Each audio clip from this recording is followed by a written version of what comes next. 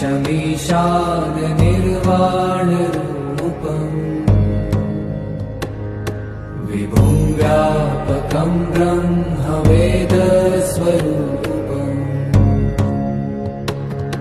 निजं निर्गुणं निर्विकल्पं निरीहम् चिदाकाशमाकाशवासं भजेऽहम्।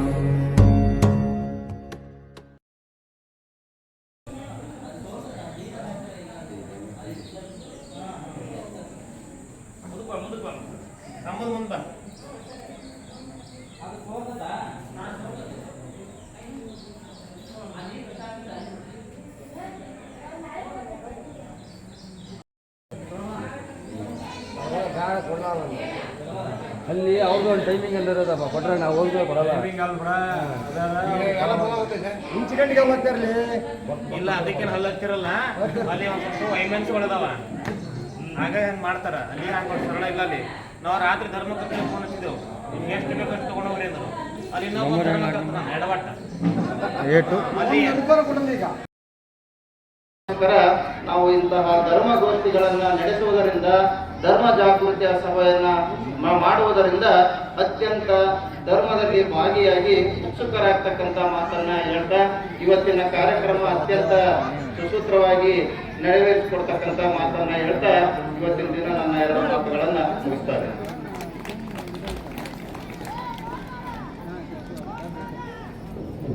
ಕಾರ್ಯಕ್ರಮವನ್ನು ಉದ್ದೇಶಿಸಿ ಮಾತನಾಡಿರ್ತಕ್ಕಂಥ ಮಂಜುನಾಥ್ ಸರ್ ಅವರಿಗೆ ಧನ್ಯವಾದಗಳು. ಈಗ AM ಲಾವಣ್ಯ ಸಂಗಡಿಗರಿಂದ ನೃತ್ಯ ಕಾರ್ಯಕ್ರಮ ಮೂಲಕ ಧನ್ಯವಾದಗಳು.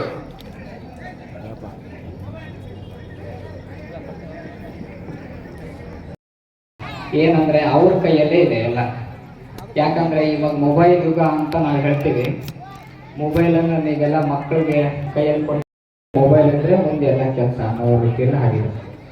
ಅದಕ್ಕೆ ಮೊಬೈಲ್ ಹೇಳ್ತದೆ 10 ದಿನ ನನ್ನ ತಲೆ ತಗ್ಸಿ ನನ್ನನ್ನು ನೋಡು, 10 ದಿನ ನನ್ನನ್ನು ತಲೆ ತಗ್ಸಿ ನನ್ನನ್ನು ನೋಡು, 10 ಜನರ ಎದುರಿಗೆ ತಲೆ ಎತ್ತಲಾರ್ಲಂಗೆ ಮಾಡ್ತೀನಿ ಅಂತ ಮೊಬೈಲ್ ಹೇಳ್ತದೆ. ಅದೇ ಪುಸ್ತಕ ಹೇಳ್ತದೆ 10 ದಿನ ನನ್ನನ್ನು ತಲೆ ತಗ್ಸಿ ಓದು, 10 ದಿನ ನನ್ನನ್ನು ತಲೆ ತಗ್ಸಿ ನನ್ನನ್ನು ನೋಡಿ ಓದು, 10 ಜನರ ಎದುರಿಗೆ ತಲೆ ಎತ್ತುವಂಥ ಕೆಲಸ ಮಾಡ್ತೀನಿ ಅಂತ ಪುಸ್ತಕ ಹೇಳ್ತದೆ. ಆದರೆ ಇವಾಗಿನ ಮಕ್ಕಳಿಗೆಲ್ಲ ಪುಸ್ತಕಗಳ ಓದೋದು ಹವ್ಯಾಸನೇ ಇಲ್ಲ, ಮೊಬೈಲಲ್ಲಿ ನೋಡೋದನ್ನು ಭಾಳ ಮಾಡ್ತಾ ಇದ್ದಾರೆ. ಅದರಲ್ಲೂ ಇವಾಗ ಈ ಮೊಬೈಲ್ ಯುಗದಲ್ಲಿ ಕೂಡ ತಾಯಂದರು ವಿಶೇಷವಾಗಿ ಗಮನಿಸಬೇಕು. ಏನಂದರೆ ಈ ಪರಸ್ಪರ ಗಂಡ ಹೆಂಡತಿ ಆಗಿರ್ಬೋದು, ಅತ್ತೆ ಮಾವಂದ್ರಾಗಿರ್ಬೋದು, ಮನೆಯಲ್ಲಾಗಿರ್ಬೋದು, ಇಲ್ಲಿ ಸಮಸ್ಯೆಗಳು ಬರೋದಕ್ಕೆ ಮೂಲ ಕಾರಣ ಏನಂದರೆ ವ್ಯಕ್ತಿಯನ್ನ ಪ್ರೀತಿಸಬೇಕು ಅಂತ ಹೇಳ್ತಾರೆ, ವಸ್ತುಗಳನ್ನ ಉಪಯೋಗಿಸ್ಬೇಕು ಅಂತ ಹೇಳ್ತೀವಿ. ಆದ್ರೆ ಅಲ್ಲಿ ಅದೇನಾಗೈತಿ, ಉಲ್ಟಾ ಪಲ್ಟಾ ಆಗಿಬಿಟ್ಟೈತೆ. ಏನಂದ್ರೆ ಸಂಬಂಧಗಳು ವ್ಯಕ್ತಿಗಳನ್ನ ಉಪಯೋಗಿಸ್ಕೊಳ್ತಾ ಇದ್ದಾರೆ, ವಸ್ತುಗಳನ್ನ ಪ್ರೀತಿಸ್ತಾ ಇದ್ದಾರೆ. ಹೀಗಾಗ್ಬಿಟ್ಟೈತೆ. ಇದಕ್ಕೊಂದು ಸಣ್ಣ ದೃಷ್ಟಾಂತ ಹೇಳ್ಬಿಟ್ಟು ನಾನು ಮಾತನ್ನು ಮುಗಿಸ್ತೀನಿ. ಹೀಗೆ ಅಮೇರಿಕದಲ್ಲಿ, ವಿದೇಶದಲ್ಲಿ ತಾಯಿಯನ್ನು ಭಾಳ ಗಮನ ಇಟ್ಟು ಕೇಳ್ತೀರಿ ಅಂದ್ಕೊಂಡಿದ್ದೀನಿ. ಯಾಕಂದ್ರೆ ತಾಯಿಯಂದ್ರದೇ, ಯಾಕಂದ್ರೆ ಮದುವೆ ಆಗಿ ಹೋದ ಮೇಲೆ ತವರ ಮನೆಯನ್ನು ಬಿಟ್ಟು ಗಂಡನ ಮನೆಗೆ ಹೋದಾಗ ಯಾವ್ಯಾವ ಸಮಸ್ಯೆ ಬಂದಿರ್ತಾವೆ ಅಂತ ನಿಮಗೆ ಗೊತ್ತು. ನಾನು ತವರ ಮನೆಯಿಂದ ಹೆಂಡತಿ ಗಂಡನ ಮನೆಗೆ ಬಂದಾಗ ಗಂಡಗೂ ಕೂಡ ಯಾವ್ಯಾವ ಸಮಸ್ಯೆ ಬಂದಿರ್ತಾವ ಅಂತ ಅವರಿಗೆ ಗೊತ್ತಿರ್ತಾವೆ. ಹಾಗಾಗಿ ಎರಡರಲ್ಲೂ ಇರ್ತವೆ. ಅದಕ್ಕೆ ಒಕ್ಕಟ್ಟೊಂದು ಹೋಗ್ತಿ ಅಂತಾರೆ. ಎರಡು ಕಡೆನೂ ಗಮನ ಹರಿಸ್ಬೇಕಾಗ್ತದೆ. ಹೀಗೆ ಗಂಡ ಹೆಂಡತಿ ಇರ್ತಾರೆ. ಗಂಡ ಬಿಸ್ನೆಸ್ ಮಾಡ್ತಿರ್ತಾನೆ, ಆದರೆ ಹೆಂಡತಿ ಕೂಡ ಕುತ್ಕೊಂಡು ಮಾತನಾಡೋದಕ್ಕೆ ಕೂಡ ಸಮಯ ಇರೋದಿಲ್ಲ. ಅಷ್ಟು ಬ್ಯುಸಿ ಲೈಫ್ ಇರ್ತದೆ. ಬೆಳಗ್ಗೆ 6 ಗಂಟೆಗೆ ಎದ್ದು 8 ಗಂಟೆ ಅನ್ನೋದ್ರಾಗ ಎಲ್ಲ ಕೆಲಸ ಮುಗಿಸ್ಕೊಂಡು ಮನೆಯಿಂದ ಹೊರಗೆ ಹೋದ್ನಪ್ಪ ಅಂದರೆ ಸೀದಾ ರಾತ್ರಿ 11 ಆಗ್ತದೋ 12 ಆಗ್ತದೋ ಗೊತ್ತಿರಲ್ಲ. ರಾತ್ರಿ ಬಂದಾಗಲೇ ಸುಸ್ತಾಗಿ ಬಂದಿರ್ತಾನೆ. ಮತ್ತೆ ಏನಿರ್ತದೆ ಅದು ಊಟ ಮಾಡಿ ಮತ್ತೆ ಮಲಗೋದು. ಹಿಂಗೆ ಆಗಿರ್ತೈತಿ. 1 ವಾರ ಆಯಿತು, ತಿಂಗಳಾಯಿತು, 1 ವರ್ಷ ಆಯಿತು, 2 ವರ್ಷ ಆಯಿತು, ಹಿಂಗೆ ಆಯಿತು. ಹೆಂಡತಿ ಆತನ ಜೊತೆ ಮಾತಾಡಬೇಕು, ಸ್ವಲ್ಪ ಕೂತ್ಕೊಂಡು ಮಾತಾಡಬೇಕು ಅಂತ ಕಾಯ್ತಿರ್ತಾರೆ. ಆದ್ರೆ ಹೆಂಡತಿಗೂ ಕೂಡ ಕೆಲಸ ಇರಲ್ಲ. ಯಾಕೆ ಕೆಲಸ ಇರಲ್ಲ ಅಂದ್ರೆ ದೊಡ್ಡ ಆಗ ಶ್ರೀಮಂತ ಮೊದಲೇ ಆತ. ಮನೆಯಾಗೂ ಕೂಡ ಕಾಳು ಇರ್ತಾರೆ. ಅಡಿಗೆ ಮಾಡಕ್ ಒಂದಿಬ್ರು, ಕಸ ಹೊಡ್ಯಕ್ ಒಂದಿಬ್ರು, ಮುಸುರಿ ತೊಳೆಯಕ್ಕೆ, ಪಾತ್ರೆ ತೊಳೆಯಕ್ಕೆ ಒಂದಿಬ್ರು, ಹಿಂಗೆ ಎಲ್ಲ ಕೆಲಸನೂ ಬೇರೆ ಮಾಡ್ತಿರ್ತಾರೆ. ಇಲ್ಲಿ ಕುತ್ಕೊಂಡು ಬೇಜಾರಾಗ್ತದೆ. ಒಂದಿನ ಗಂಡ ಆಫೀಸ್ಗೆ ಅಂತ ಹೋಗ್ತಿರ್ತಾನೆ. ಹೋಗುವಂತ ಸಂದರ್ಭದಲ್ಲಿ ಗಂಡನ್ನ ನಿಲ್ಸ್ಕೊಡ್ರಿ 1 ನಿಮಿಷ, ನಾನು ಒಂದು 5 ನಿಮಿಷ ಮಾತಾಡ್ಬೇಕು ನಿಮ್ ಜೊತೆಗೆ ಅಂತ ಹೆಂಡತಿ ಕೇಳ್ತಾರೆ. ಅವಾಗ ಗಂಡ ಹೇಳ್ತಾನೆ, ಇಲ್ಲ ನನಗೆ ಟೈಮ್ ಇದೆ, ಈ ಮೀಟಿಂಗ್ ಇದೆ ಅಂತ ಹೇಳ್ತಾನೆ. ಆದ್ರೆ ಅವಾಗ ಹೆಂಡತಿ ಹೇಳ್ತಾಳೆ, ಅಲ್ರಿ ನನಗೆ 2 ನಿಮಿಷ ಕೊಡ್ರಿ, 2ನೇ ನಿಮಿಷ ಮಾತಾಡ್ಬಿಟ್ಟು ಆಮೇಲೆ ನೀವು ಆಫೀಸ್ಗಾದ್ರೂ ಹೋಗ್ರಿ ಎಲ್ಲಾದ್ರೂ ಹೋಗ್ರಿ ಅಂತ ಹೇಳ್ತಾಳೆ. ಆಯ್ತು ಏನು ಹೇಳು ಅಂದಾಗ ಆಕೆ ಹೆಂಡತಿ ಕೇಳ್ತಾಳೆ ಒಂದು ಪ್ರಶ್ನೆ, ಹೌದ್ರಿ ನಾನು ಸತ್ತರೆ ನನ್ನ ಶವ ಸಂಸ್ಕಾರನ ಹೇಗೆ ಮಾಡ್ತೀರಿ ಅಂತ ಕೇಳ್ತಾಳೆ. ಗಂಡ ಹೇಳ್ತಾನೆ, ಇಲ್ಲ ನೀನು ಇರುವಾಗಲೇ ಆ ರೀತಿ ಅನ್ಬೇಡ, ಭಾಳ ಬೇಜಾರಾಗ್ತತಿ, ಹಂಗೆ ಅನ್ನಕ್ಕೂ ಹೋಗ್ಬೇಡ ಅಂತ ಗಂಡ ಹೇಳ್ತಾನೆ. ಅವಾಗ ಮತ್ತೆ ಹೆಂಡತಿ ಕೇಳ್ತಾಳೆ, ಇಲ್ಲ ನಾನೇನು ಸಾಯಲ್ಲ, ನಾನು ಹಂಗೆ ನಿಮ್ಗೆ ಪ್ರಶ್ನೆ ಮಾಡ್ತಾ ಇದ್ದೀನಿ, ನಾನು ಅಕಸ್ಮಾತ್ ಸತ್ತಿಲ್ಲ ಸತ್ತರೆ ನಾನು ಅಂತ್ಯ ಸಂಸ್ಕಾರ ಹೇಗೆ ಮಾಡ್ತೀರಿ ಅಂತ ಕೇಳ್ತಾರೆ. ಅವಾಗ ಗಂಡ ಹೇಳ್ತಾನೆ, ಮೊದಲೇ ಅವರೆಲ್ಲ ಕ್ರಿಶ್ಚಿಯನ್ಸ್ ಇದ್ರು ವಿದೇಶದಲ್ಲೆಲ್ಲ, ಅವ್ರು ಹೇಳ್ತಾರೆ, ಇಲ್ಲ ನೀನು ಇರೋದೇ ಒಂದು ನನಗೆ ಶಕ್ತಿ ವ್ಯವಸ್ಥೆಯನ್ನು ಮಾಡ್ತೀನಿ ಅಂತ ಗಂಡ ಹೇಳ್ತಾನೆ. ಇದು ಸರಿಯಾಗಿ ಕೇಳಿಸ್ಕೋಬೇಕು. ಆಗ ಹೆಂಡತಿ ಹೇಳ್ತಾಳೆ ಒಂದೇ ಒಂದು ಮಾತು, ಅಲ್ರಿ ನಾನು ಸತ್ತ ಮೇಲೆ ನನ್ನ ದೇಹ ಮಾತ್ರ ಇರ್ತೈತಿ, ನನಗೆ ಗೊತ್ತಾಗಲ್ಲ. ಸುಗಂಧಿ ದ್ರವ್ಯದಿಂದ ನೀವು ಸ್ನಾನ ಮಾಡಿ ಜವಾಬ್ದಾರಿನ ತಂದೆ ತಾಯಿ ತಗೊಳ್ತಾ ಇದ್ರು, ಅವಾಗಿನ ತಂದೆ ತಾಯಿ. ಮತ್ತೆ ನಾವು ಚಿಕ್ಕವರಿದ್ದಾಗ ನಾವು ಸ್ಕೂಲ್ಗೆಲ್ಲ ಹೋಗ್ತಿದ್ವಿ. ಒಂದು ಪಕ್ಷ ಮೇಷ್ಟ್ರು ಏನಾದರೂ ನಮಗೆ ಹೊಡೆದ್ರೆ ಅದನ್ನ ನಾವು ಮನೆಯಲ್ಲಿ ಹೇಳಂಗಿಲ್ಲ. ಯಾಕೆ ಅಂದ್ರೆ ಮನೆಗೆ ಹೇಳಿದ್ರೆ ಮನೆಗೆ ಒಂದು 4 ಸಲ ಹೊಡಿತಿದ್ರು, ನೀನ್ ಮೇಷ್ಟ್ರು ಹೊಡಿಯೋಂತ ತಪ್ಪು ಮಾಡಿದೆಯಲ್ಲ ಅಂತ. ಹಂಗಾಗಿ ಟೀಚರ್ಸ್ಗೆ ತುಂಬಾ ಫ್ರೀಡಮ್. ಅವಾಗ ಹೊಡಿಬೋದು, ತಿದ್ದಬೋದು, ತಪ್ಪನ್ನ ಏನೆಲ್ಲ ಮಾಡ್ತಿದ್ರು. ಕಾಲಕ್ರಮೇಣ ಇತ್ತೀಚೆಗೆ ಏನು ಅಂದ್ರೆ 1990ರಿಂದ ಈಚೀಚೆಗೆ ಏನಾಗ್ತಿತ್ತು, ನಾವೆಲ್ಲ ಮಕ್ಕಳು ಕಡಿಮೆ ಆಗ್ತಿದ್ವು. ಅಂದ್ರೇನು, ಒಬ್ಬರಿಗೆ ಒಬ್ಬ ಮಗು 2 ಮಗು, ಜಾಸ್ತಿ ಅಂದ್ರೆ 3 ಇಲ್ಲೇ ಇಲ್ಲ, 1 ಇಲ್ಲ 2. ಅತಿ ಪ್ರೀತಿಯಾಗಿ ಬೆಳೆಸ್ತಾ ಇದ್ದೀವಿ. ಹೊಡಿಯಲ್ಲ, ಮುದ್ದು ಮಾಡೋದೇ ಬರೀ. ಅವ್ರು ಏನ್ ಮಾಡಿದ್ದು ಒಳ್ಳೇದೇ, ಏನ್ ತಗೊಂಡಿದ್ದು ಒಳ್ಳೇದೇ, ಕೇಳಿದ್ದನ್ನೆಲ್ಲ ಕೊಡ್ತೀವಿ. ಯಾಕಂದ್ರೆ ನನಗಿರೋದೇ ಒಬ್ಬ ಮಗ, ಇರೋದೇ 2 ಮಗ, ನಾನು ಯಾರಿಗೆ ಮಾಡಬೇಕು. ಜೊತೆಗೆ ಈ ಶಿಕ್ಷಣನೂ ಅದೇ ತರ ಆಗೋಯ್ತು. ನಮ್ಮ ಪ್ರೀತಿ ವ್ಯಾಮೋಹ ಆಗೋಯ್ತು. ಅದು ಬರೀ ಪ್ರೀತಿ ಅಲ್ಲ, ವ್ಯಾಮೋಹ ಆಗೋಯ್ತು. ಹಾಗಾಗಿ ಏನಾಗುತ್ತೆ, ಮೇಷ್ಟ್ರು ಹೊಡೆದ್ರು ನಮಗೆ ಸಿಟ್ಟೆ, ಮೇಷ್ಟ್ರು ಸತಿಗೆ ನಮಗೆ ಹೊಡಿಬಾರ್ದು ನಮ್ಮ ಮಕ್ಕಳನ್ನ ಅನ್ನೋ ಧೋರಣೆಗೆ ಬಂದ್ಬಿಟ್ವಿ. ಹೀಗಾಗಿ ಏನಾಯ್ತು, ನಾವು ನೆಕ್ಸ್ಟ್ ಬರ್ತಕ್ಕಂಥ ಎಂಥ ಮಕ್ಕಳನ್ನ, ಎಂಥ ಸಮಾಜ ನಿರ್ಮಿಸ್ತಕ್ಕಂಥ ಮಕ್ಕಳನ್ನ ನಾವು ಬಿಡ್ತಿದ್ದೀವಿ ಅಂತ ನೋಡಿದ್ರೆ ಸ್ವಲ್ಪ ಭಯ ಆಗುತ್ತೆ. ನಮ್ಮ ತಂದೆ ತಾಯಿ ಬೆಳೆಸಿದ್ಕು, ಈಗ ನಾವು ನಮ್ಮ ಮಕ್ಕಳನ್ನ ಬೆಳೆಸ್ತಿರೋದಕ್ಕೂ ಸ್ವಲ್ಪ ಇದು ಒಂದ್ಸಲ ಕುತ್ಕೊಂಡು ಅವಲೋಕನ ಮಾಡ್ಕೊಂತಕ್ಕಂಥದ್ದು ಬಹಳ ಮುಖ್ಯ. ಸೊ ಈ ನಿಟ್ಟಿನಲ್ಲಿ ಸಮಾಜದ ಒಂದು ಆರೋಗ್ಯ ಕಾಪಾಡ್ತಕ್ಕಂಥ ಕೆಲಸವನ್ನ ನಮ್ಮ ಮಠಾಧೀಶರು ಮಾಡ್ತಾ ಇದ್ದಾರೆ ಅಂತ ಹೇಳಕ್ಕೆ ಬಹಳ ಹೆಮ್ಮೆ ಅನ್ನಿಸ್ತಾ ಇದೆ. ಅಂದ್ರೆ ಈಗಲೂ ಅವರಿಗೆ ಈ ಪಾಠ ಹೇಳ್ಕೊಡೋದು, ಸಂಸ್ಕೃತ ಪಠನೆ ಮಾಡೋದು, ಕಷ್ಟ ಇರೋ ಮಕ್ಕಳಿಗೆ ಸಹಾಯ ಮಾಡೋದು. ಹಂಗಾಗಿ ಈಗ ಎಲ್ಲ ಜವಾಬ್ದಾರಿ ಜಾಸ್ತಿ ಮಠಮಾನ್ಯಗಳಿಗೆ ಇದೆ ಅಂತಕ್ಕಂಥದ್ದು ಬಹಳ ಖುಷಿ. ಮತ್ತು ಅದರ ಜವಾಬ್ದಾರಿಯನ್ನ ಚೆನ್ನಾಗಿ ತಗೊಂಡು ಹೋಗ್ತಿದ್ದಾರೆ ನಮ್ಮ ತಂಗಿ ಅಜ್ಜವರು ಅಂತ ಹೇಳೋದಕ್ಕೆ ಬಹಳ ಖುಷಿ ಪಡ್ತೀನಿ.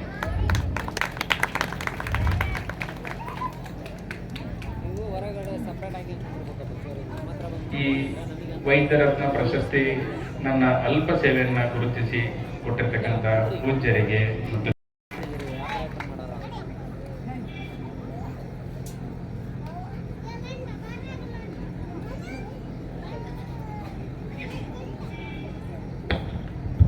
ಈಗ ತಾನೇ ವೈದ್ಯ ರತ್ನ ಪ್ರಶಸ್ತಿ ಪಡೆದಿರ್ತಕ್ಕಂಥ ಶ್ರೀ ಸರ್ ಅವರು ತಮ್ಮ ಹಿತನುಡಿಗಳನ್ನು ಹೇಳಿದರು.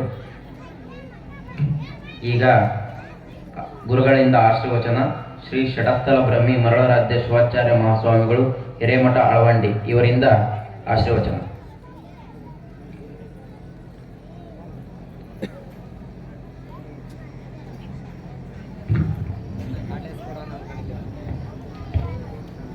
ಕೃಷಿ ಕೃತ್ಯ ಕಾಯಕ ಮಾಡುವ ಸದ್ಭಕ್ತನ ಪಾದವ ತೋರ, ಆತನ ತನು ಶುದ್ಧ, ಆತನ ಧನ ಶುದ್ಧ, ಆತನ ಮನೆಯ ಹೊಕ್ಕು ಲಿಂಗಾರ್ಚನೆ ಮಾಡಿದ ಗುರುಪಾವನ ನೋಡ ಕೂಡಲ ಸಂಗಮ ದೇವ.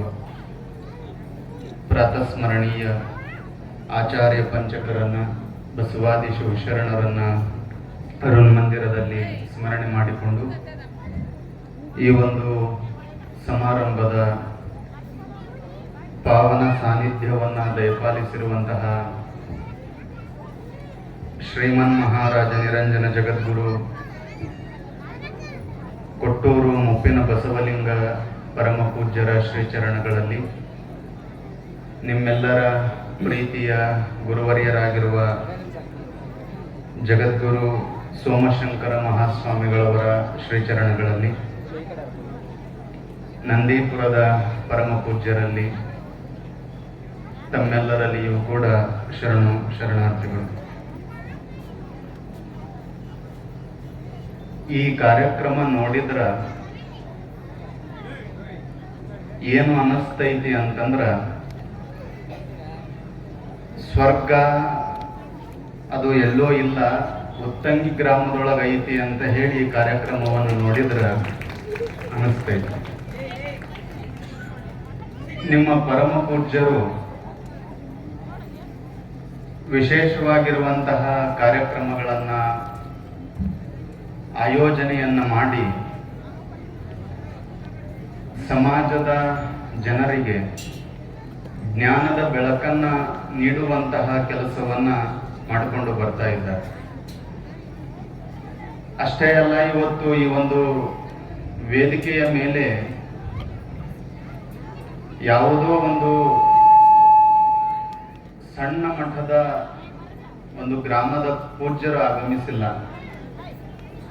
ನಮ್ಮ ತಾಯಂದಿರು ಇಲ್ಲೆಲ್ಲ ಇದ್ದೀರ. ತಾವು ನಿಮ್ಮೆಲ್ಲರಿಗೂ ಕೂಡ ಸಂತೋಷ ಯಾವಾಗ ಉಂಟಾಗ್ತೈತಿ ಅಂತಂದ್ರ, ಗಂಡನ ಮನೆಯಿಂದ ತವರು ಮನೆಗೆ ಹೋದಾಗ ಸಂತೋಷ ಉಂಟಾಗ್ತದಲ್ಲ, ಹಂಗೆ ನಮ್ಮ ನಾಡಿನ ಅನೇಕ ಸ್ವಾಮಿಗಳ ತವರು ಮನೆ ಯಾವುದು ಅಂತಂದ್ರೆ ಶಿವಯೋಗ ಮಂದಿರ, ಹಾಲಕೆರೆ, ಹೊಸಪೇಟೆಯ ಪರಮ ಪೂಜ್ಯ ಜಗದ್ಗುರುಗಳವರು ಈ ಒಂದು ಕಾರ್ಯಕ್ರಮದಲ್ಲಿ ಪಾಲ್ಗೊಂಡಿದ್ದಾರೆ. ಜೋರಾಗಿ ಒಮ್ಮೆ ಚಪ್ಪಾಳೆಯನ್ನು ತಟ್ಟರಿ.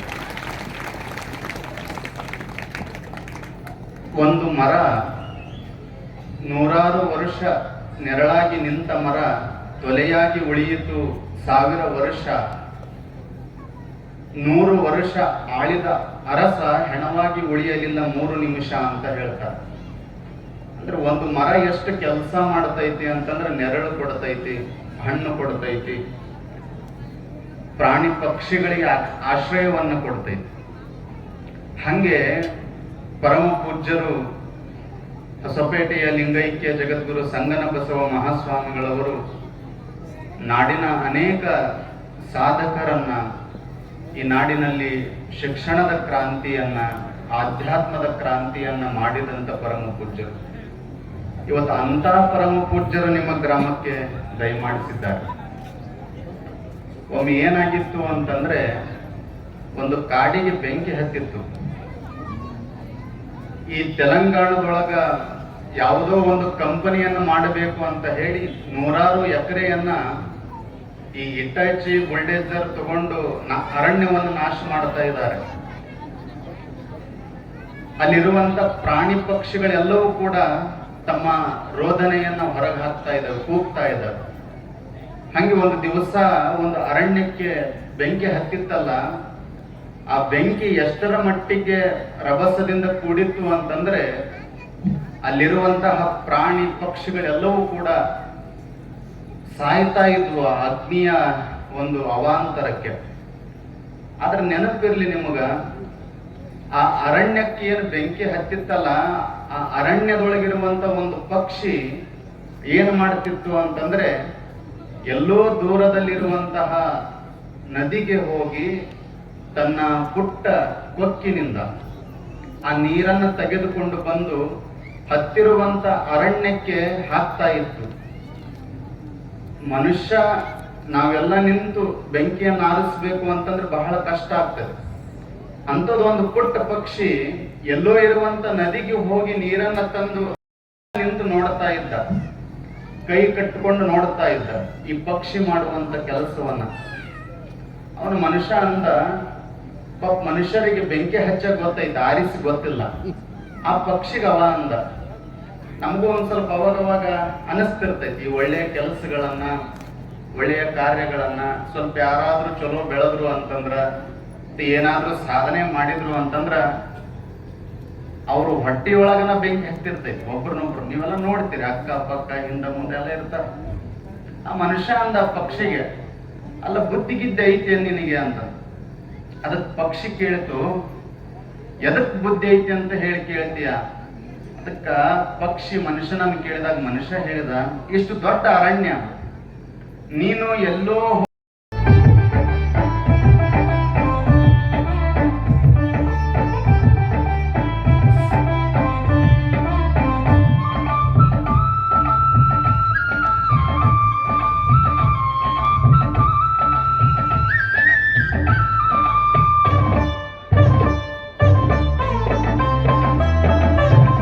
ಧರ್ಮವ ಬೆಳಗಿದೆಯನ್ನ ಕರ್ಮವ ಕಳೆದೆಯನ್ನ, ಧರ್ಮವ ಬೆಳಗಿದೆಯನ್ನ ಕರ್ಮವ ಕಳೆದೆಯನ್ನ, ಬಾಬಾರು ಇನ್ನೊಮ್ಮೆ ಬಸವಣ್ಣ, ಬಾಬಾರು ಈ ಭುವಿಗೆ ಬಸವಣ್ಣ.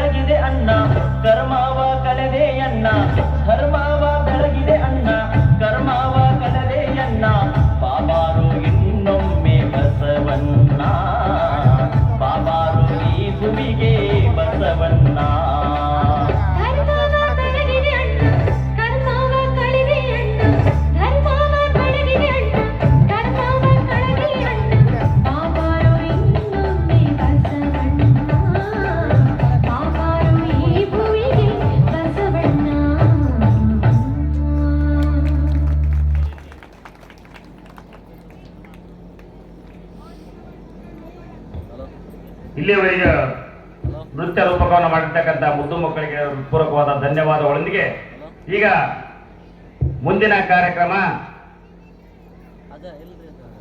ಕೆಜಿ ಚಂದನ ಮಲ್ಲಪ್ಪ ಹಾಗೂ ಕೆಜಿ ಚಂದ್ರಿಕಾ ಮಲ್ಲಪ್ಪ.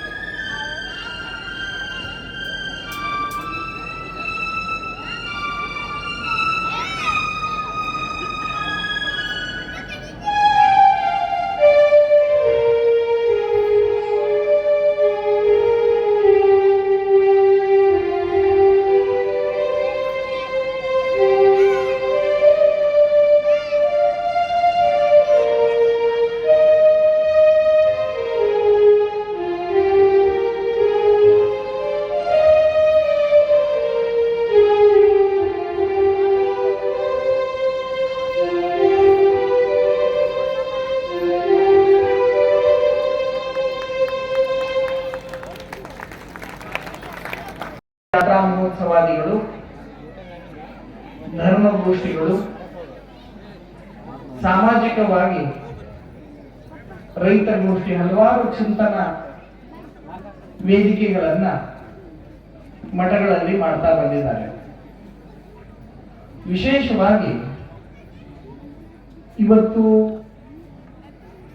ಈ ವೇದಿಕೆ ಮುಖಾಂತರ ಮನುಷ್ಯ ಏಕೆ ಧಾರ್ಮಿಕನಾಗಬೇಕು ಅಂತಕ್ಕಂತಹ ಪ್ರಶ್ನೆ ಮಾಡ್ಕೋಬೇಕು. ಧರ್ಮಗೋಷ್ಠಿ ನಮಗೆ ತಿಳಿಸ್ತಕ್ಕಂತಹದ್ದು ಧಾರ್ಮಿಕನಾಗೋ, ಇಲ್ಲ ಸ್ವಲ್ಪ ಲಕ್ಷ ಕೊಡ್ರಿ ತಾಯಿಯಂದ್ರ, ಧಾರ್ಮಿಕನಾಗುವುದು ಅಂದ್ರೆ ಏನು? ಧಾರ್ಮಿಕನಾಗುವುದು ಅಂತಂದ್ರೆ ಮುಂಜಾನೆ ಎದ್ದು ಸ್ನಾನ ಮಾಡಿ ಹಣಿ ವಿಭೂತಿನೋ ಬಂಡಾರನೋ ಕುಂಕುಮನೋ ಹಚ್ಕೊಂಡು ಬಿಟ್ರೆ ಧಾರ್ಮಿಕನಾಗುವುದು ಅಂತಲ್ಲ.